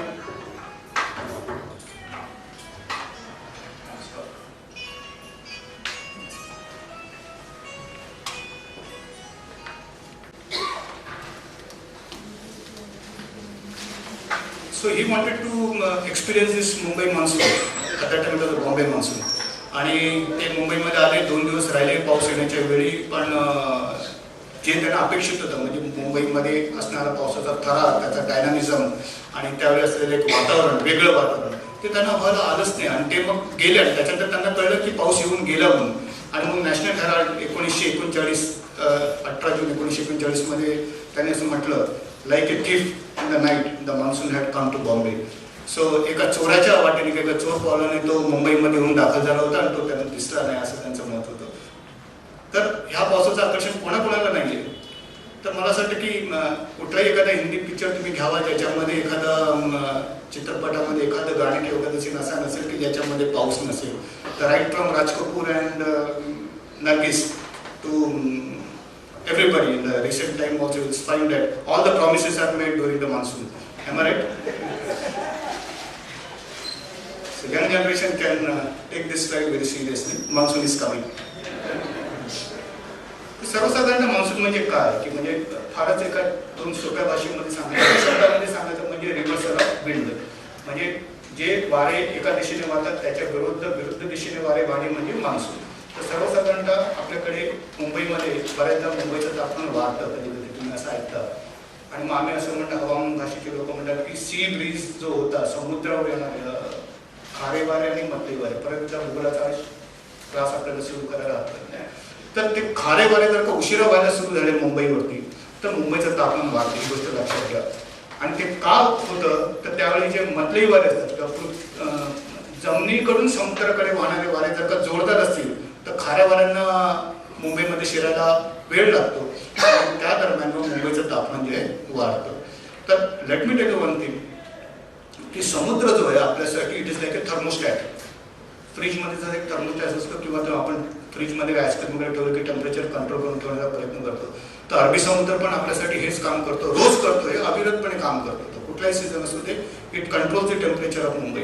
नाहीतर मग काय झालं, नागपूरमध्ये जे 42, 46, वर्धा 49, पालोदी 51 वगैरे राजस्थान वगैरे जे आहे, ते कदाचित मुंबईमध्ये पण चित्र दिसलं असतं जर का आपल्या बाजूला अरबी समुद्र नसता तर. दुसरी महत्त्वाची गोष्ट, अरबी समुद्र आहे म्हणून मुंबईचे जे हवामान आहे ते तेवढं दूषित नाही आहे, तेवढं प्रदूषण मुक्त आहे. तर हेच जर का तिथे समुद्र नसता तर काय झालं असतं, तिथे पण आपल्यासारखेच लोक राहिले असतील, त्यांनी पण गाड्या चालवायच्या, बरीचशी तिथे पण मनुष्यवस्ती असती, ते इमॅजिन ते सर्व लोकांचा जो पोल्युशन आहे ते आपल्याकडे आलं असतं. पण तिथे सध्या स्कोप नाही म्हणून लोक राहत नाही, तसं म्हणायला हरकत नाही. तर हा सर्व हवामान विभागाचं जे काम आहे त्याच्यामध्ये एक नेटवर्क दाखवण्याचा मी प्रयत्न केला आहे, की त्याच्यामध्ये काही डिपार्टमेंटल ऑब्झर्वेटरीज आहेत, ह्या ज्या आहेत आमच्या डिपार्टमेंटचे ऑब्झर्वेटरीज आहेत, त्याच्यानंतर ह्या नॉन डिपार्टमेंटल ऑब्झर्वेटरीज आहेत, त्याच्यानंतर हे हवेमधल्या वरच्या थरातले ऑब्झर्वेशन घेणारे केंद्र आहेत, त्याच्यानंतर हे ऑटोमॅटिक वेदर स्टेशन्स आहेत, हे ऑटोमॅटिक रेन गेजेस आहेत आणि हे रडारचं नेटवर्क पण आहे. तर अशा प्रकारे जस्ट मी वेस्टर्न रिजनचा एक दाखवण्याचा प्रयत्न केला. तर जर का तुम्ही बघितलं की हे फारच चित्र छान दिसतं, पण ते तेवढं छान नाही आहे व्हेरी फ्रँकली. जर का खरोखरच चांगलं पूर्वानुमान हवं असेल तर ह्याच्या ऑलमोस्ट चौपट ऑब्झर्वेशनचं डेन्सिफिकेशन असणं गरजेचं आहे. म्हणजे जास्तीत जास्त माहिती मिळाली तर जास्तीत जास्त चांगलं पूर्वानुमान येण्याची शक्यता आहे. तर हे जे रेनफॉल नेटवर्क आहे आमचं, तर रेनफॉल नेटवर्क पण जर का तुम्ही संपूर्ण भारताचं रेनफॉल नेटवर्क जिथे आम्ही पाऊस मोजतो, हे सर्व डॉट्स दर्शवतात की अशा प्रकारे आम्ही ही केंद्र आहेत जिथे पाऊस मोजला जातो. आणि सरासरी भारताचा संपूर्ण ॲव्हरेज पाऊस जो आहे तो 89 सेंटीमीटर आहे. आणि हा नकाशाही दर्शवतो की कशा प्रकारे मुंबई संपूर्ण देशाचा सरासरी पाऊस आहे, त्याची आकडेवारी पण इथे दिलेली आहे.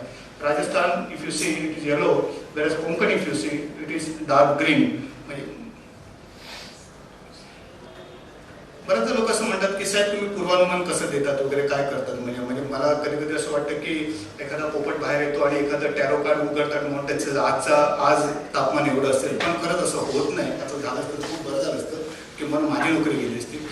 तर थोडक्यात सांगायचं म्हणजे हवामान विभाग काम करण्याचा जो ओघ आहे तो, त्याचा तुम्ही हा डाव्या स्थितीत बघितलं तर तिथे तुम्हाला दिसतील की काही ऑब्झर्वेशन्स आहेत. सरफेस ऑब्झर्वेशन, जमिनीवरची समुद्रावरची निरीक्षणं, हवेतल्या वरच्या थराची निरीक्षणं, विमानामधून येणारी निरीक्षणं, समुद्रावरती ओशन शिपची निरीक्षणं, उपग्रहाद्वारे मिळणारी निरीक्षणं, रडार वगैरे, आणि त्या सर्व प्रोसेस करण्यात येतात. आणि मग त्याच्या प्रोसेस करण्यात वेगवेगळ्या एजन्सीजना त्या जातात. फार थोडक्यात सांगण्याचा इथं प्रयत्न केला तर finally we come to our main topic. Probably फारच छान चित्र आहे हे, अतिशय छान. मंगेश पाडगावकर आपल्या सर्वांना महाराष्ट्राचे अतिशय जिव्हाळ्याचे कवी असं मी म्हणेन. सांग भोलानाथ पाऊस पडेल का आणि शाळेमध्ये सुट्टी पडून, शाळेभोवती तळे साचून सुट्टी मिळेल का. ही कविता लहानपणी मी खूपदा ही वाचली, पण तसा पाऊस कधी पडला नाही की ज्याच्याने शाळेला सुट्टी मिळेल. पण बऱ्याच असं व्हायचं की खूप चांगला पाऊस पडायचा आणि कधी कधी शाळा लवकर वगैरे सुटायची. अशा वेगवेगळ्या कविता आपण ऐकून शाळेमध्ये मोठं झालं असं म्हणायला लागत नाही. किंवा इंग्रजीमध्ये कविता रेन रेन गो अवे, मला वाटतं ती कविता कदाचित आपण कोणी म्हणू नये आजच्या काळामध्ये. तर ती थोडीशी त्याच्या विरुद्ध आहे, पण असं मला वाटतं की सर्वांना स्फुरण देणार असं मी म्हणेन की म्हणजे फक्त वैज्ञानिकांना नाही तर सामान्य माणसांना, कवींना, लेखकांना स्फुरण देणारा पाऊस आला आहे. अतिशय जिव्हाळ्याचा विषय. सो व्हॉट इज देअर नाव टुडे? 96%. मौशिक म्हणाले 96% म्हणजे आकाशाला गवश निघणार नाही. हवामान भाषेच्या विभागामध्ये म्हणजे भाषेबद्दल का तुम्ही म्हटलं की 96% नॉर्मल पाऊस आणि 89% म्हणजे तो फेल. आजकाल खरोखरच अशी परिस्थिती, लेट मी टेल यू, अभ्यासाच्या बाबतीत पण एक परिस्थिती. एखाद्या मुलाला जर का 89% मिळाली is almost nowhere. I think all senior parents will agree with this. बरोबर आहे. आता माझ्या मते तर 94.5, 96.7, 98.3% मिळाले असे वगैरे म्हणणारे पालक आहेत आणि त्याच्यामुळे 90च्या खाली बोलणारे पालक बोलतच नाही. काय त्याने अभ्यास नाही केला, फक्त त्याला 90 मिळाले. काय त्याचे जीव घेणार आहेत का? त्याच हिशोबाने हवामान विभाग पण थोडंसं वागतो असं म्हणायला हरकत नाही. 96% पाऊस नॉर्मल पाऊस असं म्हणायला हरकत नाही. सरासरी गेल्या 5 वर्षामध्ये 5-6 वर्षामध्ये हवामान विभागाने केलेली जी आकडेवारी आहे ती 2000 या वर्षीची 96%. जो लास्ट स्तंभ जो आपल्याला दिसतोय तो ह्या वर्षी आम्ही 96% म्हटलंय आणि त्याच्या मागच्या 5 वर्षाची 97, 85, 87 जर तुम्ही बघितलं तर 2013 आणि 14, पण 14 आणि 15 आला तर they were really bad years for the whole country as such. हवामान विभाग जे आहे आपलं पावसाचे जे पूर्वानुमान आहे दीर्घकालीन पूर्वानुमान ते 2 टप्प्यांमध्ये देतो. पहिला टप्पा एप्रिलमध्ये आम्ही जाहीर केला, त्याच्यामध्ये आम्ही असं म्हटलं की 96% पाऊस संपूर्ण देशासाठी असेल. पण त्याचं वितरण काय आहे ते सगळीकडे 96% नक्कीच नसणार, त्याच्यामध्ये पण थोडाफार भेदभाव होतो. आणि दुसरं जे अपडेट आहे ते आम्ही जून महिन्याच्या पहिल्या आठवड्यात दिलं. त्यावेळी आम्ही कदाचित जे 4 जिओग्राफिकल रिजन्स आहेत भारताचे, म्हणजे मध्य भारत, ईशान्य भारत, नॉर्थ वेस्ट आणि सदर्न पेनिन्सुला, दक्षिण भारत, याच्यासाठी आम्ही देणार आहोत. ते अजून काही दिवसामध्ये देणार. तेच मी म्हणत होतो, हे जे 4 विभाग आपल्याला दिसतात निळ्या, हिरव्या, लाल आणि पिवळ्या रंगामध्ये, ते 4 विभागासाठी आम्ही येत्या जून महिन्यामध्ये त्याचं पूर्वानुमान आम्ही देऊ. 1981 ते 2016 आम्ही जे लॉंग रेंज फोरकास्ट दिलं, दीर्घकालीन पूर्वानुमान दिलं, तर त्याचा काय परिणाम होता किंवा ते खरोखरच ऍक्सेप्टेबल होतं का नाहीये. तर सर्वसाधारणतः जर तुम्ही बघितलं तर 1981 ते 2001-2 पर्यंत 2001 पर्यंत बघितलं तर ते पावसाळा वॉज ऑलमोस्ट नॉर्मल. गोवारीकरांचं मॉडेल फार चांगलं काम केलं, पण 2002 मध्ये त्याने आपल्याला थोडासा धोका दिला असं म्हणायला त्या मॉडेलने, किंवा निसर्गाने त्या मॉडेलला धोका दिला असं म्हणायला हरकत नाही. त्याच्यानंतर परत त्या मॉडेल मध्ये स्टडी झाली आणि त्याला परत एकदा विकसित करण्याचं. तर ग्रीन जे स्तंभ आहेत ते ऍक्च्युअल म्हणजे काय घडलं, आणि लाल जे आहे ते दर्शवतं की काय फोरकास्ट दिलेला होता. तर सर्वसाधारण जर तुम्ही बघितलं तर सगळीकडे एक्सेप्ट 1989 या ठिकाणी आणि 2002च्या आसपास इथे कुठेतरी जे फोरकास्ट आणि ऍक्च्युअल हे वर खाली आहे. Otherwise almost in line.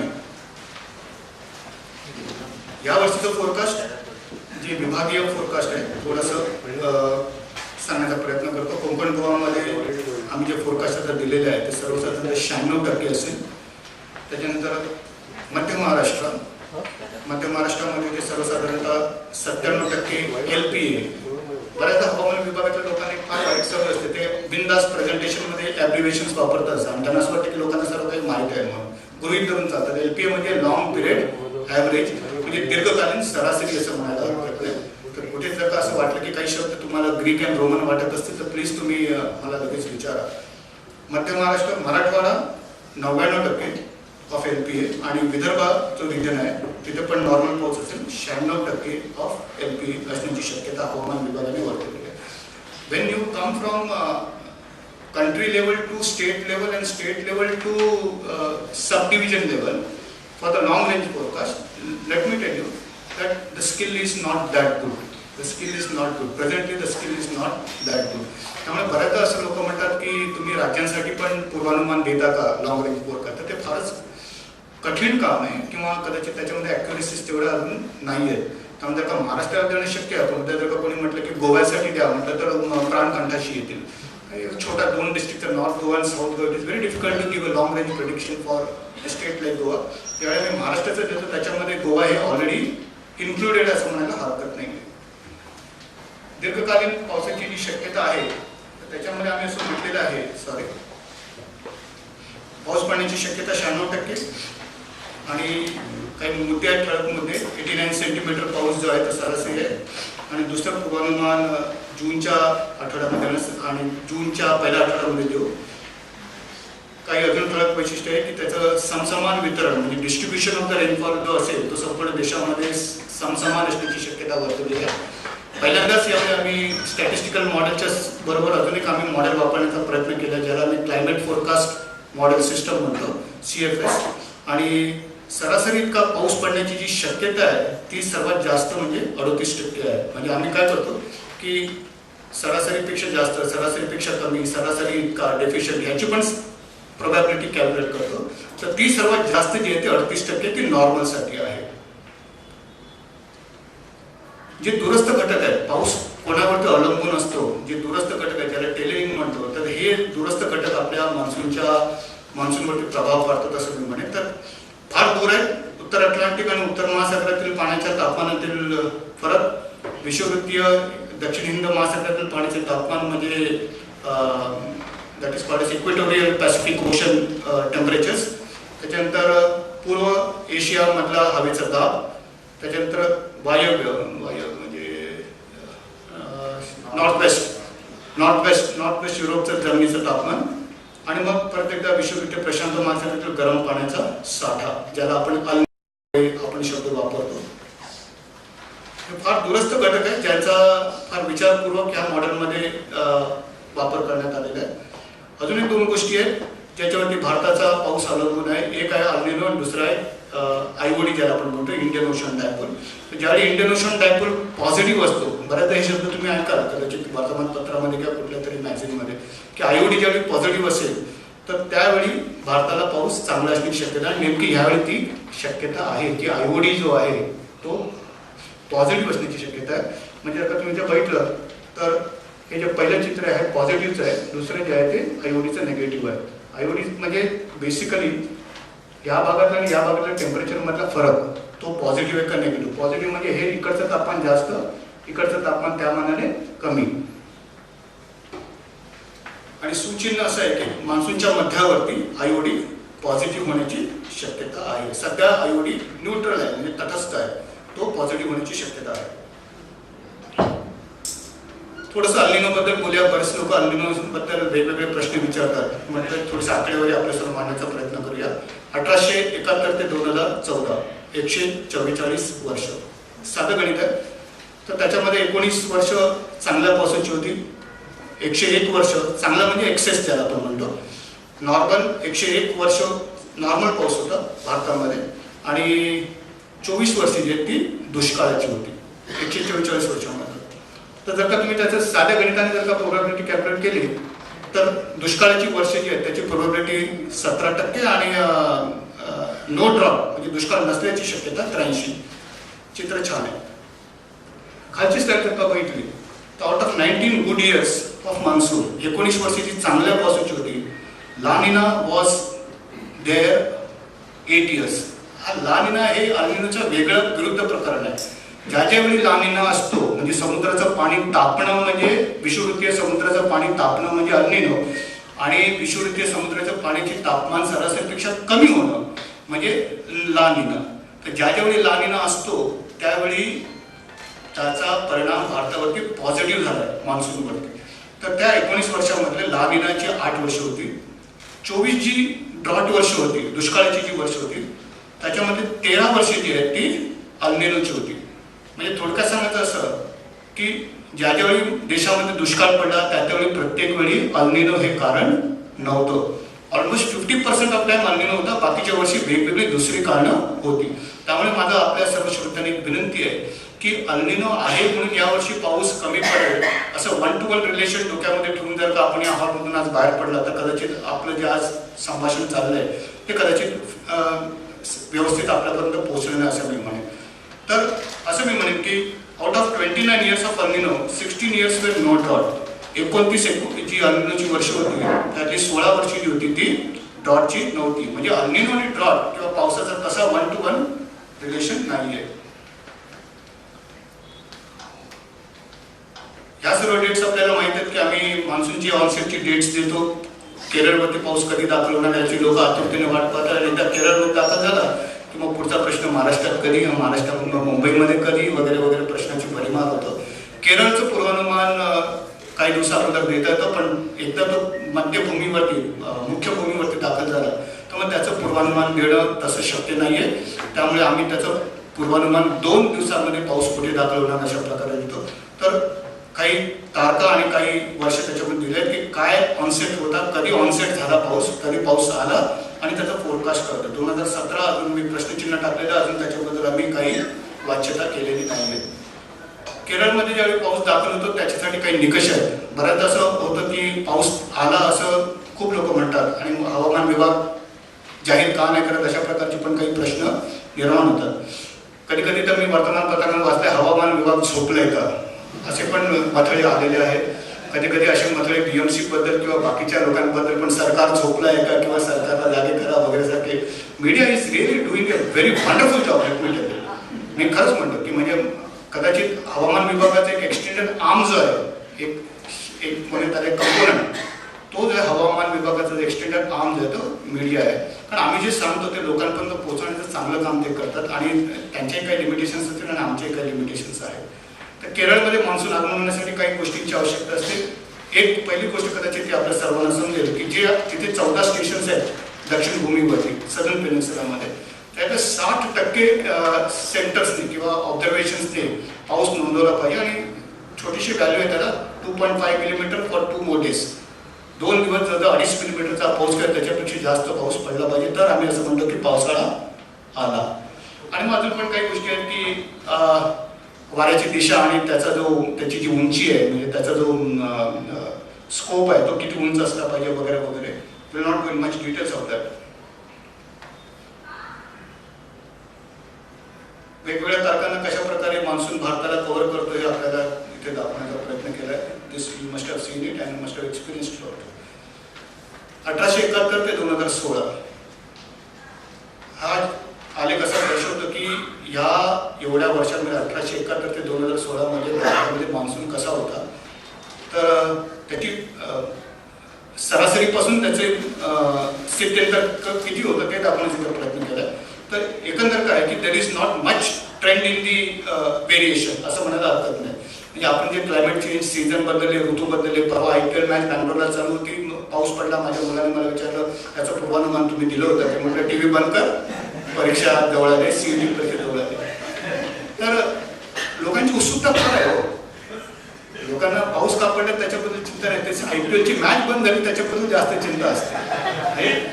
प्रत्येकाचे क्षेत्र वेगवेगळे, प्रत्येकाचे वेगवेगळे छंद आहेत. तर मी त्याला म्हणाल बाबा अशी सिस्टममध्ये अशी वॉर्निंग दिलेली होती आम्ही, पण ते कुठे बघतात, लोकांना सीज दॅट ना.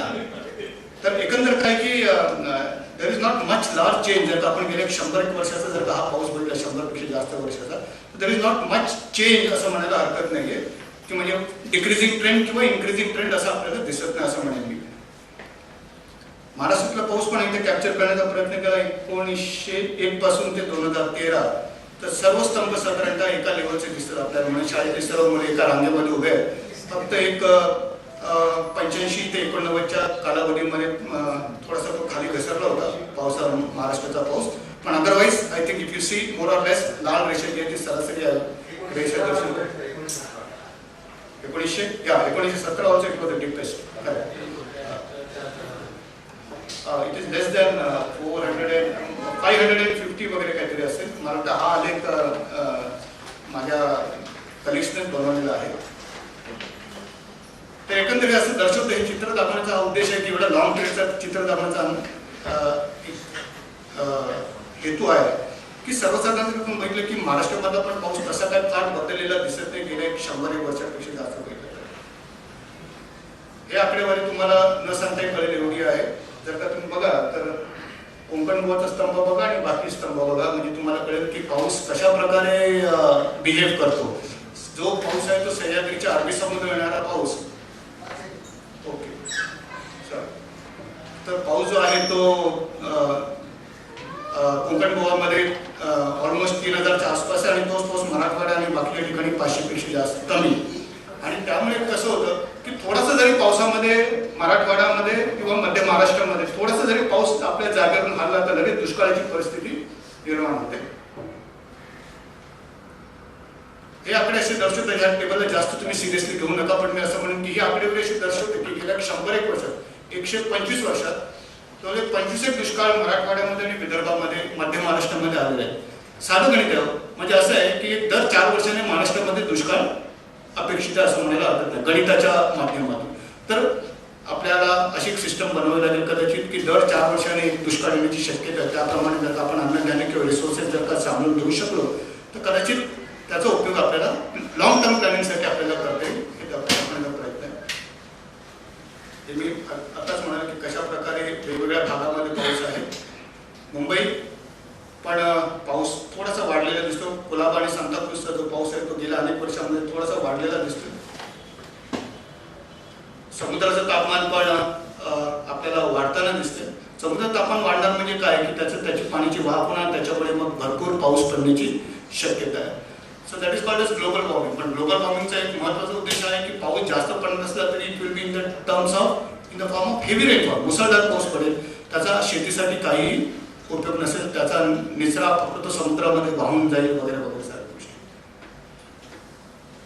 हे गेल्या 5 वर्षाच्या काही not very important. Yeah, something called as break in monsoon. पाऊस सुरू झाल्यानंतर बऱ्याचदा असं होतं की पाऊस मध्येच थांबतो. मग परत एकदा आमचे हवामान विभागाचे फोन खंडत आहो पाऊस कधी येणार, पाऊस कधी येणार, पाऊस कधी येणार.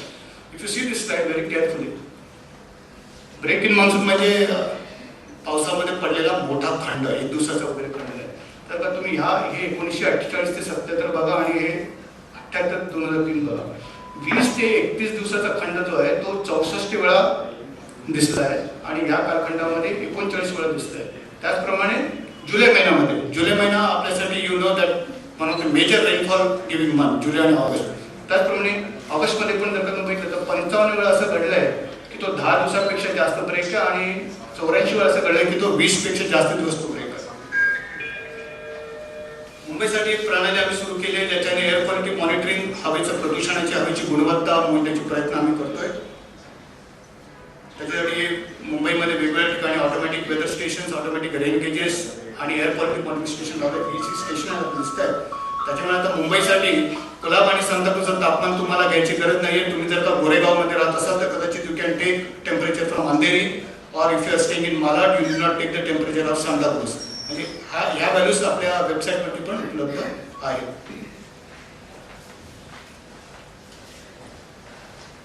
Yes, I think probably this may be my last 1 or 2 steps. So there are uncertainties. So the point number 1 is how climate change will manifest regionally remains gray area.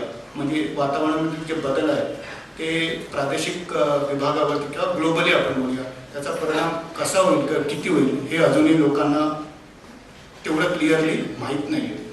दुसरी गोष्ट की त्यांचा इम्पॅक्ट वेगवेगळ्या सेक्टर्सवरती, म्हणजे there can be many sectors, tourism, industry, tourism आहे, ऊर्जा आहे, बरेचसे जे सेक्टर्स आहेत आपले वेगवेगळे, कृषी आहे, पॉवर सेक्टर आहे, त्याच्यावरती पण कसा आहे, त्याचा किती फरक होईल, काय त्याचा इम्पॅक्ट होईल हे पण अजून फार व्यवस्थितरित्या आपल्याला माहीत आहे. आणि surprises are always there in the nature. So that also cannot be ruled out. We really don't know that how it is going to affect our life in future. छोटी स्लाइड आहे त्याच्यामध्ये हवामान विभाग जे आहे ते फक्त टेलिफोन आणि फॅक्सवरती अवलंबून राहतात. आता सोशल मीडिया वगैरे सारखे जे नेटवर्क आहेत त्याच्यामध्ये पण आम्ही लोकांना वेगवेगळ्या वॉर्निंग्स, वेगवेगळ्या मेसेजेस आम्ही देण्याचा प्रयत्न करतो. There's a freedom given by the department that you connect the last man on WhatsApp or LinkedIn or whatever social media which is available and give the required message. प्रत्येक वेळी त्याने IMDची website बघायची गरज नाही आहे. कदाचित अशा प्रकारे मेसेज पण 1-to-1 आपल्याला देता येईल. ही आमच्या डिपार्टमेंटची वेबसाईट आहे www.imd.gov.in. ह्याचा वापर कदाचित या आजच्या सेशन नंतर आपल्याला थोडासा बघायला हरकत नाही. वेगवेगळे प्रोडक्ट आहेत, दर 15 मिनिटांनी अपडेट होणारे प्रोडक्ट सुद्धा याच्यामध्ये आहे. खास करून उपग्रहाद्वारे मिळणारे छायाचित्र, रडारची जी छायाचित्र आहेत ती 15-15 मिनिटांनी त्याच्यामध्ये अपडेट होतात.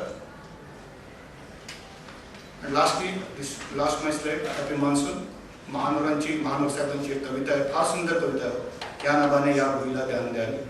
तर मला वाटतं ह्याच प्रार्थनेसोबत आपण माझा हा टॉक मी संपवतो. आपण निवांतपणे मला सहन केल्याबद्दल मी आपला खूप खूप धन्यवाद देऊ इच्छितो.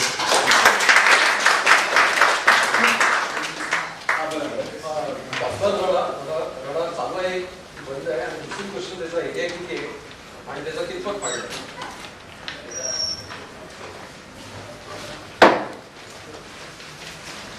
माझ्या आपल्याला सर्वांना विनंती आहे की आपण आमची मगाशी जी वेबसाईट म्हणाल ती वेबसाईट कुठे आपण बघावी आणि त्या वेबसाईटवरती कळेल की रडार चालू आहे का बंद आहे. नंबर 1 आपण रडार तुम्ही विचारलं प्रश्न उत्तर रडार चालू आहे. आपल्या रडारचा जो बघण्याची त्याची जी दृष्टी आहे तिला 500 किलोमीटर रेडियसमध्ये ते करू शकतो.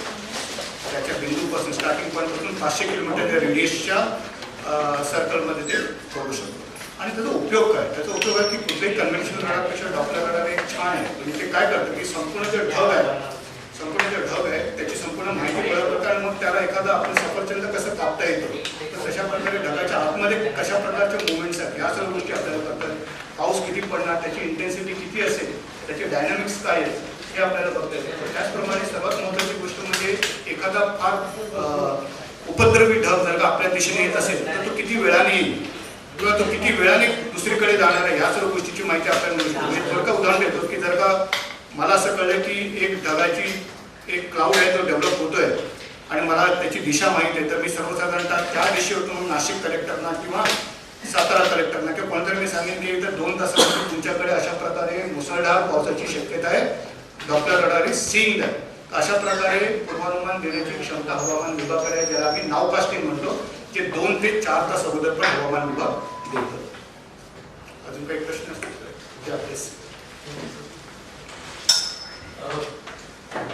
मला एक माहिती द्यायची आहे. ती माहिती अशी आहे की यशवंतराव चव्हाण प्रतिष्ठानचा वसुंधरा पर्यावरणाचा एक विभाग, या विभागातर्फे आम्ही एक उपक्रम सुरू केलेला आहे. त्याच्यामध्ये शाळांमधले विद्यार्थी पावसाची नोंद घेणं म्हणजे पर्जन्य मोजणं, हवेची दिशा ओळखणं, मातीमधली आर्द्रता समजून घेणं, अशा काही गोष्टी संपूर्ण वर्षभर चालणारा उपक्रम आहे. त्याला आम्ही मुलांचं हवामान अध्ययन केलं असं नाव दिलं. तर या उपक्रमाची उपयुक्तता तुम्हाला किती म्हणजे कशा पद्धतीने तुम्ही या उपक्रमाकडे पाहू शकता की ज्याच्यामध्ये प्रत्येक नागरिक हा आपल्या आजूबाजूच्या हवामानाची तुमच्या एवढ्या शास्त्रीय पद्धतीने नाही पण तो नोंद घेतोय आणि त्याच्यातून त्याचं एक स्वतःचं आकलन तयार होतं. इथे एक हवामान तज्ञ म्हणून तुमच्यातलाच एक माणूस म्हणून इथे उभा आहे नंबर 1. आणि तुम्ही सगळे हवामान तज्ञ असं ते कसं की तुम्ही सकाळी ऑफिसला जाताना नकळत तुमची एक नजर आकाशाकडे जाते की पावसाळ्याच्या दिवशी तर नक्कीच जाते शाळा नाही गेलेलं कदाचित आज पाऊस नसेल असं एक मनामध्ये तुम्ही ठरवता आणि मग त्या हिशोबाने मग आपला इस्त्री केलेला ड्रेस घालायचा की नवीन साडी नेसायची का ऑफिसमध्ये आज कार्यक्रम आहे कुठला ड्रेस घालावा वगैरे वगैरे अशा गोष्टी आपोआप आपल्या डोक्यामध्ये चालतात. तर मी असं म्हणेन की प्रत्येक जण हवामानाशी शास्त्राशी निगडीत आहे. हवामानशास्त्र किंवा हवामान जे आहे ते त्याला टच करायला लागलं, त्याचा स्पर्श व्हायला लागला.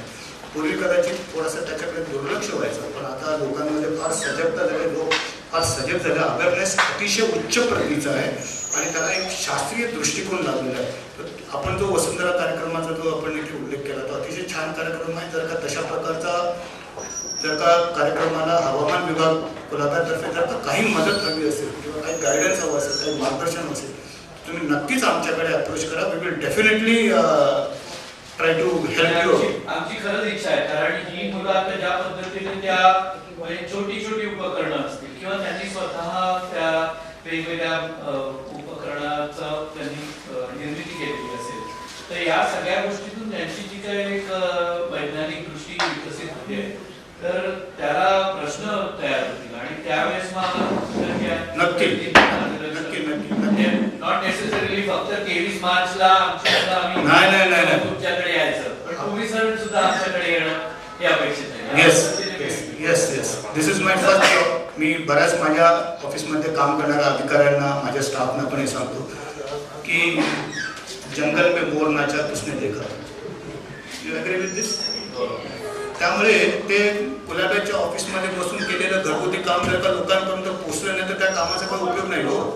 तर मी असं म्हणतो की मी माझ्या अधिकाऱ्यांना प्रत्येक वेळी आव्हान करतो. आज पण माझे काही इथे लोक उपस्थित आहेत त्यांना पण माझं असं आव्हान आहे की लोकांमध्ये जा, टॉक अबाउट द वेदर.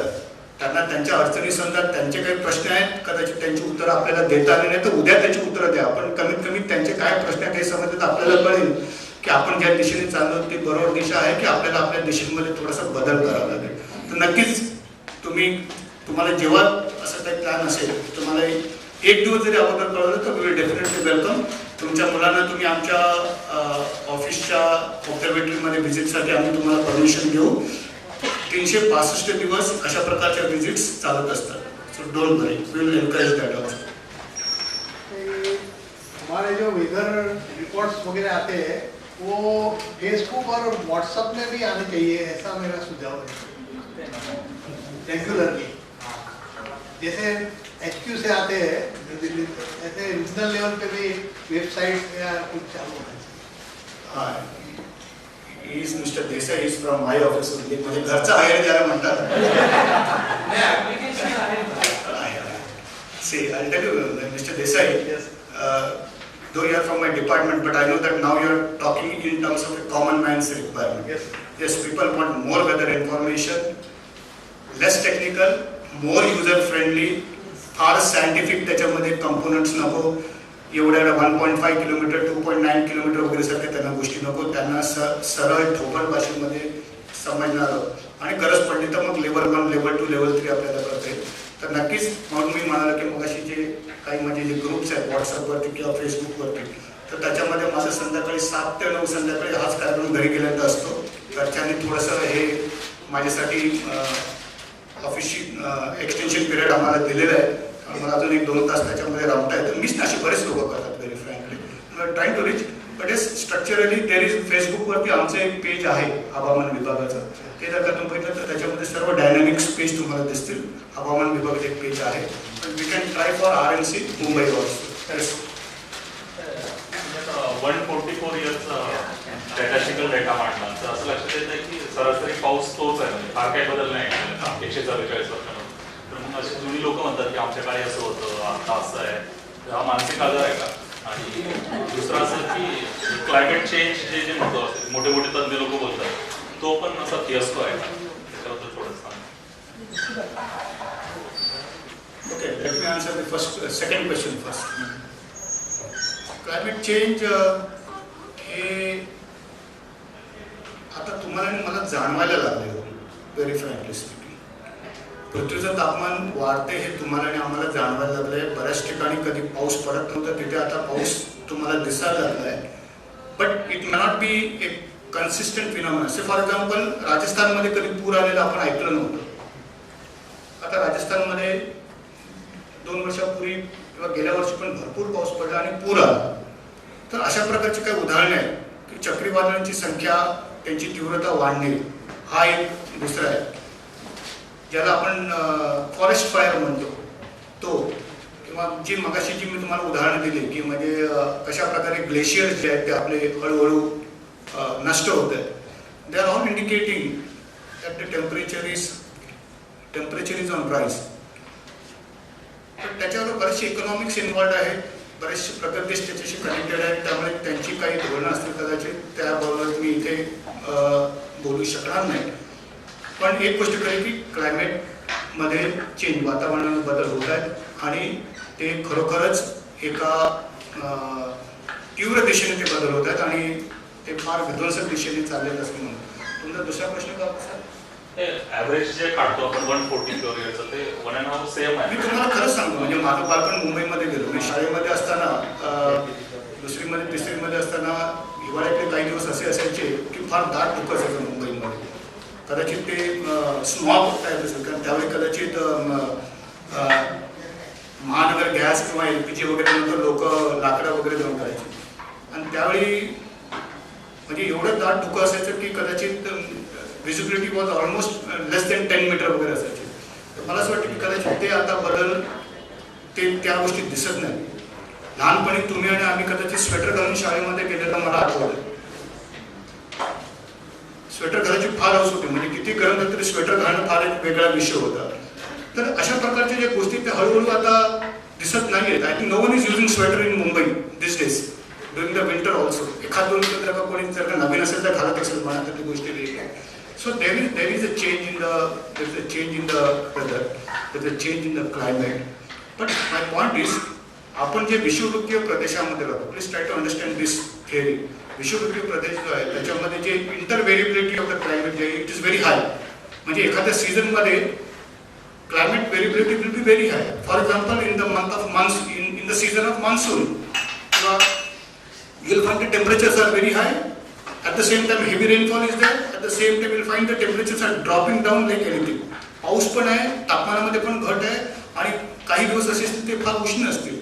तर अशा प्रकारे इंटर व्हेरिएबिलिटी ज्याला म्हणतात, आंतरिक व्हेरिएबिलिटी एखाद्या ऋतूमधली जी आहे ती फार जास्त आहे. ती जर का तुम्ही युरोप खंडामध्ये किंवा हायर अल्टिट्यूडला गेला तर अशा प्रकारे तुम्हाला अमेरिकेमध्ये थंडी म्हणजे थंडी, त्याच्यामध्ये उन्हाळा डकवत नाहीये. किंवा युरोपमध्ये थंडीमध्ये तुम्हाला उन्हाळा दिसणार नाही. पण भारतामध्ये जी थंडी आहे, वैविध्यपूर्ण देश आहे, त्यामुळे भारतामध्ये जी थंडी आहे, काही ठिकाणी थंडी, काही ठिकाणी उष्ण, काही ठिकाणी डेझर्ट्स आहे. You know we all know the topography of the country very well. So different climatic zones are there.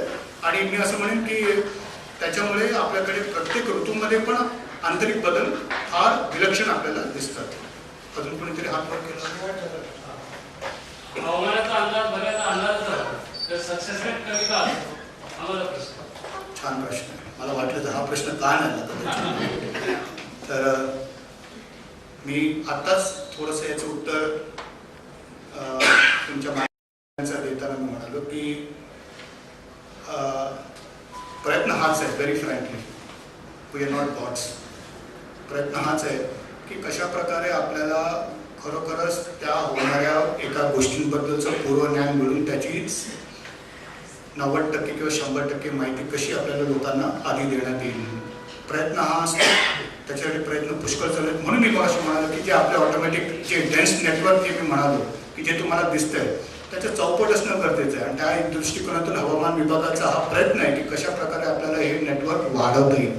त्याचप्रमाणे जे ॲनालिसिस करण्यासाठी लागणारे जे सर्व्हर्स आहेत त्याची क्षमता आपल्याला कशी वाढवता येईल. आणि त्याचप्रमाणे जी माहिती निर्माण झाली आहे ती लोकांपर्यंत पोहोचवण्यासाठी जे वेगवेगळी साधनं उपलब्ध आहेत त्याचा पुरेपूर उपयोग कसा करता येईल. त्या तिन्ही गोष्टींकडे हवामान विभाग अतिशय व्यापक दृष्टिकोनातून मॉडर्नायझेशन दृष्टिकोनातून गेले अनेक वर्ष होतो. मी एक उदाहरण म्हणून तुम्हाला सांगतो की चक्रीवादळाचं जे मगाशी मी म्हणालो तुम्हाला की जे फायलिन चक्रीवादळामध्ये जवळजवळ 50 लोक मेले, पण त्याच्याबद्दल सुपर सायक्लोनमध्ये 10,000 लोक मेले. मला असं वाटतं की अशा प्रकारे चक्रीवादळाचा जो वेध घेणारी आपली जी क्षमता आहे this is been recognised by the globally. आणि बरेचसे लोक आता आपल्याकडे मार्गदर्शनासाठी बघतात की चक्रीवादळासाठी तुम्हाला मार्गदर्शन करा. अजून एक गोष्ट मी तुम्हाला सांगू इच्छितो की कृषीबद्दल जे आपलं जे तंत्रज्ञान आपण जे विकसित केलं आहे, आपण दर 5 दिवसाचा फोरकास्ट शेतकऱ्यांना देऊ शकतो आणि ते दिवसातून आठवड्यातून 2 वेळा देतो. डिस्ट्रिक्ट लेवलवरती देतो. Now we are giving taluka level. Now this particular scheme is been adopted by many other countries also. ते म्हणतात की तुम्ही आम्हाला अशा प्रकारची क्षमता आमच्याकडे निर्माण करून द्या म्हणून. तर अशा प्रकारच्या वेगवेगळ्या क्षेत्रामध्ये विमानांची क्षेत्र आहेत आमची, तर त्याच्यामध्ये जी पर्सेंटेज ॲक्युरेसी आहे ती जवळजवळ 97% ॲक्युरेसी, 97% ॲक्युरेसी आहे. तर काही गोष्टी असं असतात ना, म्हणजे व्हेरी फ्रँकली स्पीकिंग, मी जर का म्हणालो मुंबईमध्ये पाऊस पडणार आणि खरंच तुमच्या डोक्यावरती पाऊस नाही पडणार साहेब, काही फरक पडत नाही. Because really it is not required. But if I miss a heavy rainfall, की मुंबईमध्ये मुसळधार पाऊस पडणार आणि सगळं काही अस्तव्यस्त होणार, ही जर का वॉर्निंग माझ्याकडून राहिली तर it is a really serious mistake. आणि अशा प्रकारच्या गोष्टी होऊ नये ज्याच्यासाठीच हवामान विभाग नेहमी सजग असतो आणि या दृष्टिकोनातून प्रयत्न करतो.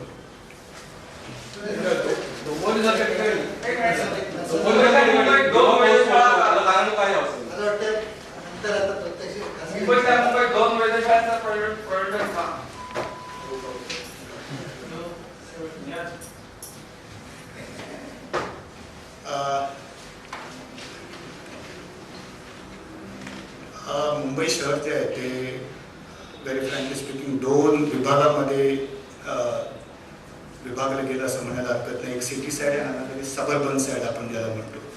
आणि दोघांचे जे वातावरणामधले जे बदल आहेत, हवामानामधले जे बदल आहेत, तर इकडचे तापमान तिकडचे तापमान, इकडच्या पावसाच्या नोंदी तिकडच्या पावसाच्या नोंदी जर का बघितलं तर त्याच्यामध्ये फार फरक आहे. आणि म्हणूनच या 2 ऑब्झर्वेटरीची संकल्पना मुंबईसारख्या एक मोठ्या शहरात जे उत्तर दक्षिण पसरलेलं आहे त्याच्यासाठी ती करण्यात आली आहे. आणि दोन्ही ऑब्झर्वेटरीना WMOचा इंडेक्स नंबर पण आहे, म्हणजे वर्ल्ड स्टँडर्ड इंडेक्स नंबर पण आहे. जेवढे जास्त ऑब्झर्वेटरी असतील, मी मगाशी म्हणतो की जेवढी जास्त निरीक्षण असेल तेवढं जास्त चांगलं उपयोग आहे आपल्याकडे. आज 2 दिसतात. मी मग तुम्हाला एक चित्र दाखवलं, त्याच्यामध्ये 28 निरीक्षण केंद्र आजच्या घडीला मुंबईमध्ये काम करत आहेत. 2 नाही, 28 अधिक 2 असं बोलले आता 30 आहेत असं म्हणायला हरकत नाही. डोंबिवलीसारख्या ठिकाणी ड्रीम पाऊस पडतो, त्याला कारण काय लागतं? एक नंतर खाजगी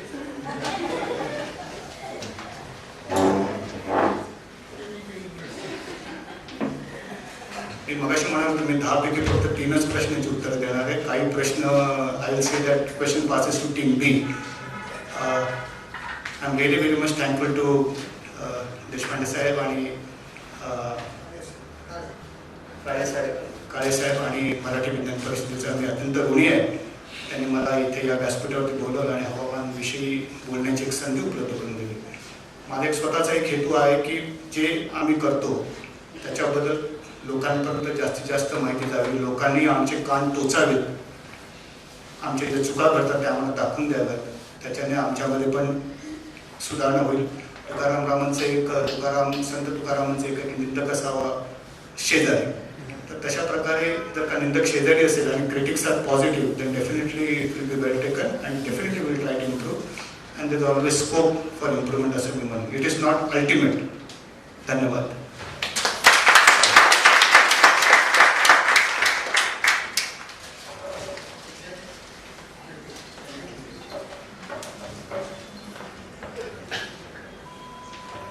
प्रश्न तुमचा असा असायला हवा तर मुंबईमध्ये फक्त 2च वेधशाळा का, 4 का नाही, त्याची गरज आहे. परदेशामध्ये जे अधिक चांगले अंदाज व्यक्त केले जातात त्याचं कारण प्रत्येक 100 किलोमीटरवरती त्या तिथे वेधशाळा आहे. तशा त्या आपल्याकडे नाहीत. म्हणून आपल्याला आणि आपल्याकडे फार मोठे हवेचे बदल चालू असतात. परदेशामध्ये स्थिर हवामान असतं. मी मगाशी जे बसलो तो भाषण ऐकायला ते मुंबई म्युन्सिपाल्टीमध्ये मी बसलो होतो. कारण सोपटणकर साहेब, काळे साहेब, फाटक साहेब हे सगळे पूर्वीचे कमिशनर आणि त्यांच्या चेहऱ्यावरती नेहमी एक चिंता असते पावसाळ्यामध्ये की या वर्षीचा पावसाळा कसा जाईल, तुंबेल का मुंबई, लोकांना आपल्याला या भागातून त्यांच्या घराच्या भागामध्ये पाठवता येईल का, खूप पाऊस झाला की मग वाहनं सुद्धा बंद पडतात, गाड्या बंद पडतात. तेव्हा अशा प्रकारची चिंता ही गोवारीकरांनी जो फॉर्म्युला पुढे आणला त्याच्यामधून हळूहळू कमी होत गेली. वसंतराव गोवारीकर हे ज्या वेळेला भारत सरकारच्या विज्ञान आणि तंत्रज्ञान खात्याचे सचिव होते तेव्हाचा एक प्रसंग ते मला सांगत होते की एकदा राजीव गांधींनी त्यांना बोलवलं, पंतप्रधान होते ते, आणि ते म्हणले की अहो या हवामान खात्याचं काहीतरी करावं तुम्ही. त्यांच्या हाताखाली होतं ते हवामान खातं DST मध्ये. त्यांचे अंदाज बरोबर येत नाहीत. तेव्हा ते म्हणले मला एक तासभर तुम्ही द्या, मी तुम्हाला याच्यावरची सगळी माहिती देईन म्हणून. आणि त्याप्रमाणे त्यांनी तासभर दिला आणि यांनी सगळी माहिती गोळा केली आणि ती सांगितली. आणि ते म्हणले की ह्या खात्यामध्ये खरोखरी फार हुशार माणसं काम करतायत, त्यांना संधी मिळत नाही बोलायची आणि प्रत्यक्ष काम करायचे. आणि सरकारची जी अनेक धोरणं आहेत आणि जी सातत्याने वरचा साहेब बदलला की बदलतात, त्यामुळे त्यांना कामं त्यांची पुढे नेता येत नाही. आणि मग त्यांनी अभ्यास करून चौकशी केली की अंदाज व्यक्त करण्यासाठी तुम्हाला काय करायला पाहिजे, तुमचे अंदाज का तुम्ही पुढे व्यक्त करू शकत नाही. तेव्हा ते म्हणले अमुक काम 70% आले, अमुक काम 80% आले आणि ते थांबले, पैसे नाहीत, पैसे बंद झाले मध्येच. तेव्हा त्याला त्यांनी गती दिली आणि ती कामं 100% पुढे नेऊन 100% पुढे नेऊन हवामानाचे अंदाज व्यक्त व्हायला सुरुवात झाली. गोवारीकरांनी काय केलं, त्या लोकांना संधी दिली पुढे जाण्याची. त्यामुळे ज्या ज्या वेळेला तिथून पुढे ते आणि मी एकत्र एखाद्या सभेमध्ये असो आणि ते बोलण्यासाठी मी त्यांना पाचारण करत असे तेव्हा ते हळूच माझ्या मांडीला बारीकसा चिमटा काढायचे आणि म्हणायचे मी तो फॉर्म्युला शोधून काढलाय, सांगू नका, मी मदत केली एवढं तुम्ही फक्त म्हणा. परंतु तो फॉर्म्युला मगाशी यांनी सांगितलं की 2002 सालाच्या पुढे चालेल ना, त्याचं कारण परत बदलतं हवामान. म्हणजे फॉर्म्युल्यामध्ये सातत्याने बदल करावा लागतो. तो पायथागोरसचा थेरम नाहीये, जो चालूच आहे. आणि गोवारीकर असं सांगायचे, मला माहिती नाही आपल्या बोलण्यात उल्लेख आला नाही की अकोला फॅक्टर एक आहे त्याच्यामध्ये की अकोल्याला जेवढं जास्त तापमान तेवढा चांगला पाऊस. किंवा असे अनेक फॅक्टर जे स्थानिक आहेत आणि जे खूप दूरवरचे आहेत. पॅसिफिकमध्ये काय होतं एल निनो त्या तिथून मिळतो. तर ह्या पद्धतीने ही कामं चालतात. होसाळीकर साहेब तुमची ओळख मगाशी बऱ्याच पद्धतीने करून दिली, परंतु तुम्ही कवितेचे चाहते आहात हे मात्र आम्हाला भाषण चालू असताना समजलं. तुम्ही पाडगावकर दाखवले, तुम्ही आणखी नादोन महानर आमच्या पुढे उभे केले. खूप आनंद झाला तुमचं भाषण ऐकून. त्यामुळे तुमचे आम्ही आभार मानतो. मला कल्पना होती की प्रश्नांचा वर्षाव होणार आहे, पण वेळेचं भाने आपल्याला बघायला पाहिजे. भाषण झाल्यानंतर आपण त्यांना विचारू शकता प्रश्न. त्यांनी त्यांचे ईमेल ॲड्रेसेस दिलेले आहेत, वेबसाईट ॲड्रेसेस दिलेत, ते सुद्धा आपण बघावेत. पुढच्या महिन्यामधलं भाषण 16 तारखेला आहे. 16 जूनच्या शुक्रवारी, तिसरा शुक्रवार आम्ही आता जवळपास नक्की करत आणलेला आहे अशा भाषणांसाठी. आणि भारतातल्या अलीकडच्या विज्ञानातली जी प्रगती आहे भारतातली गेल्या 100 वर्षातली, त्याबद्दल प्राध्यापक सुधीर पानसे जे पूर्वी पार्ला कॉलेजचे प्राचार्य होते ते बोलणार आहेत. आणि आपण सगळेजण एक अशी अपेक्षा करूया की 16 जूनला येताना आपल्याला छत्री घेऊन यावं लागेल.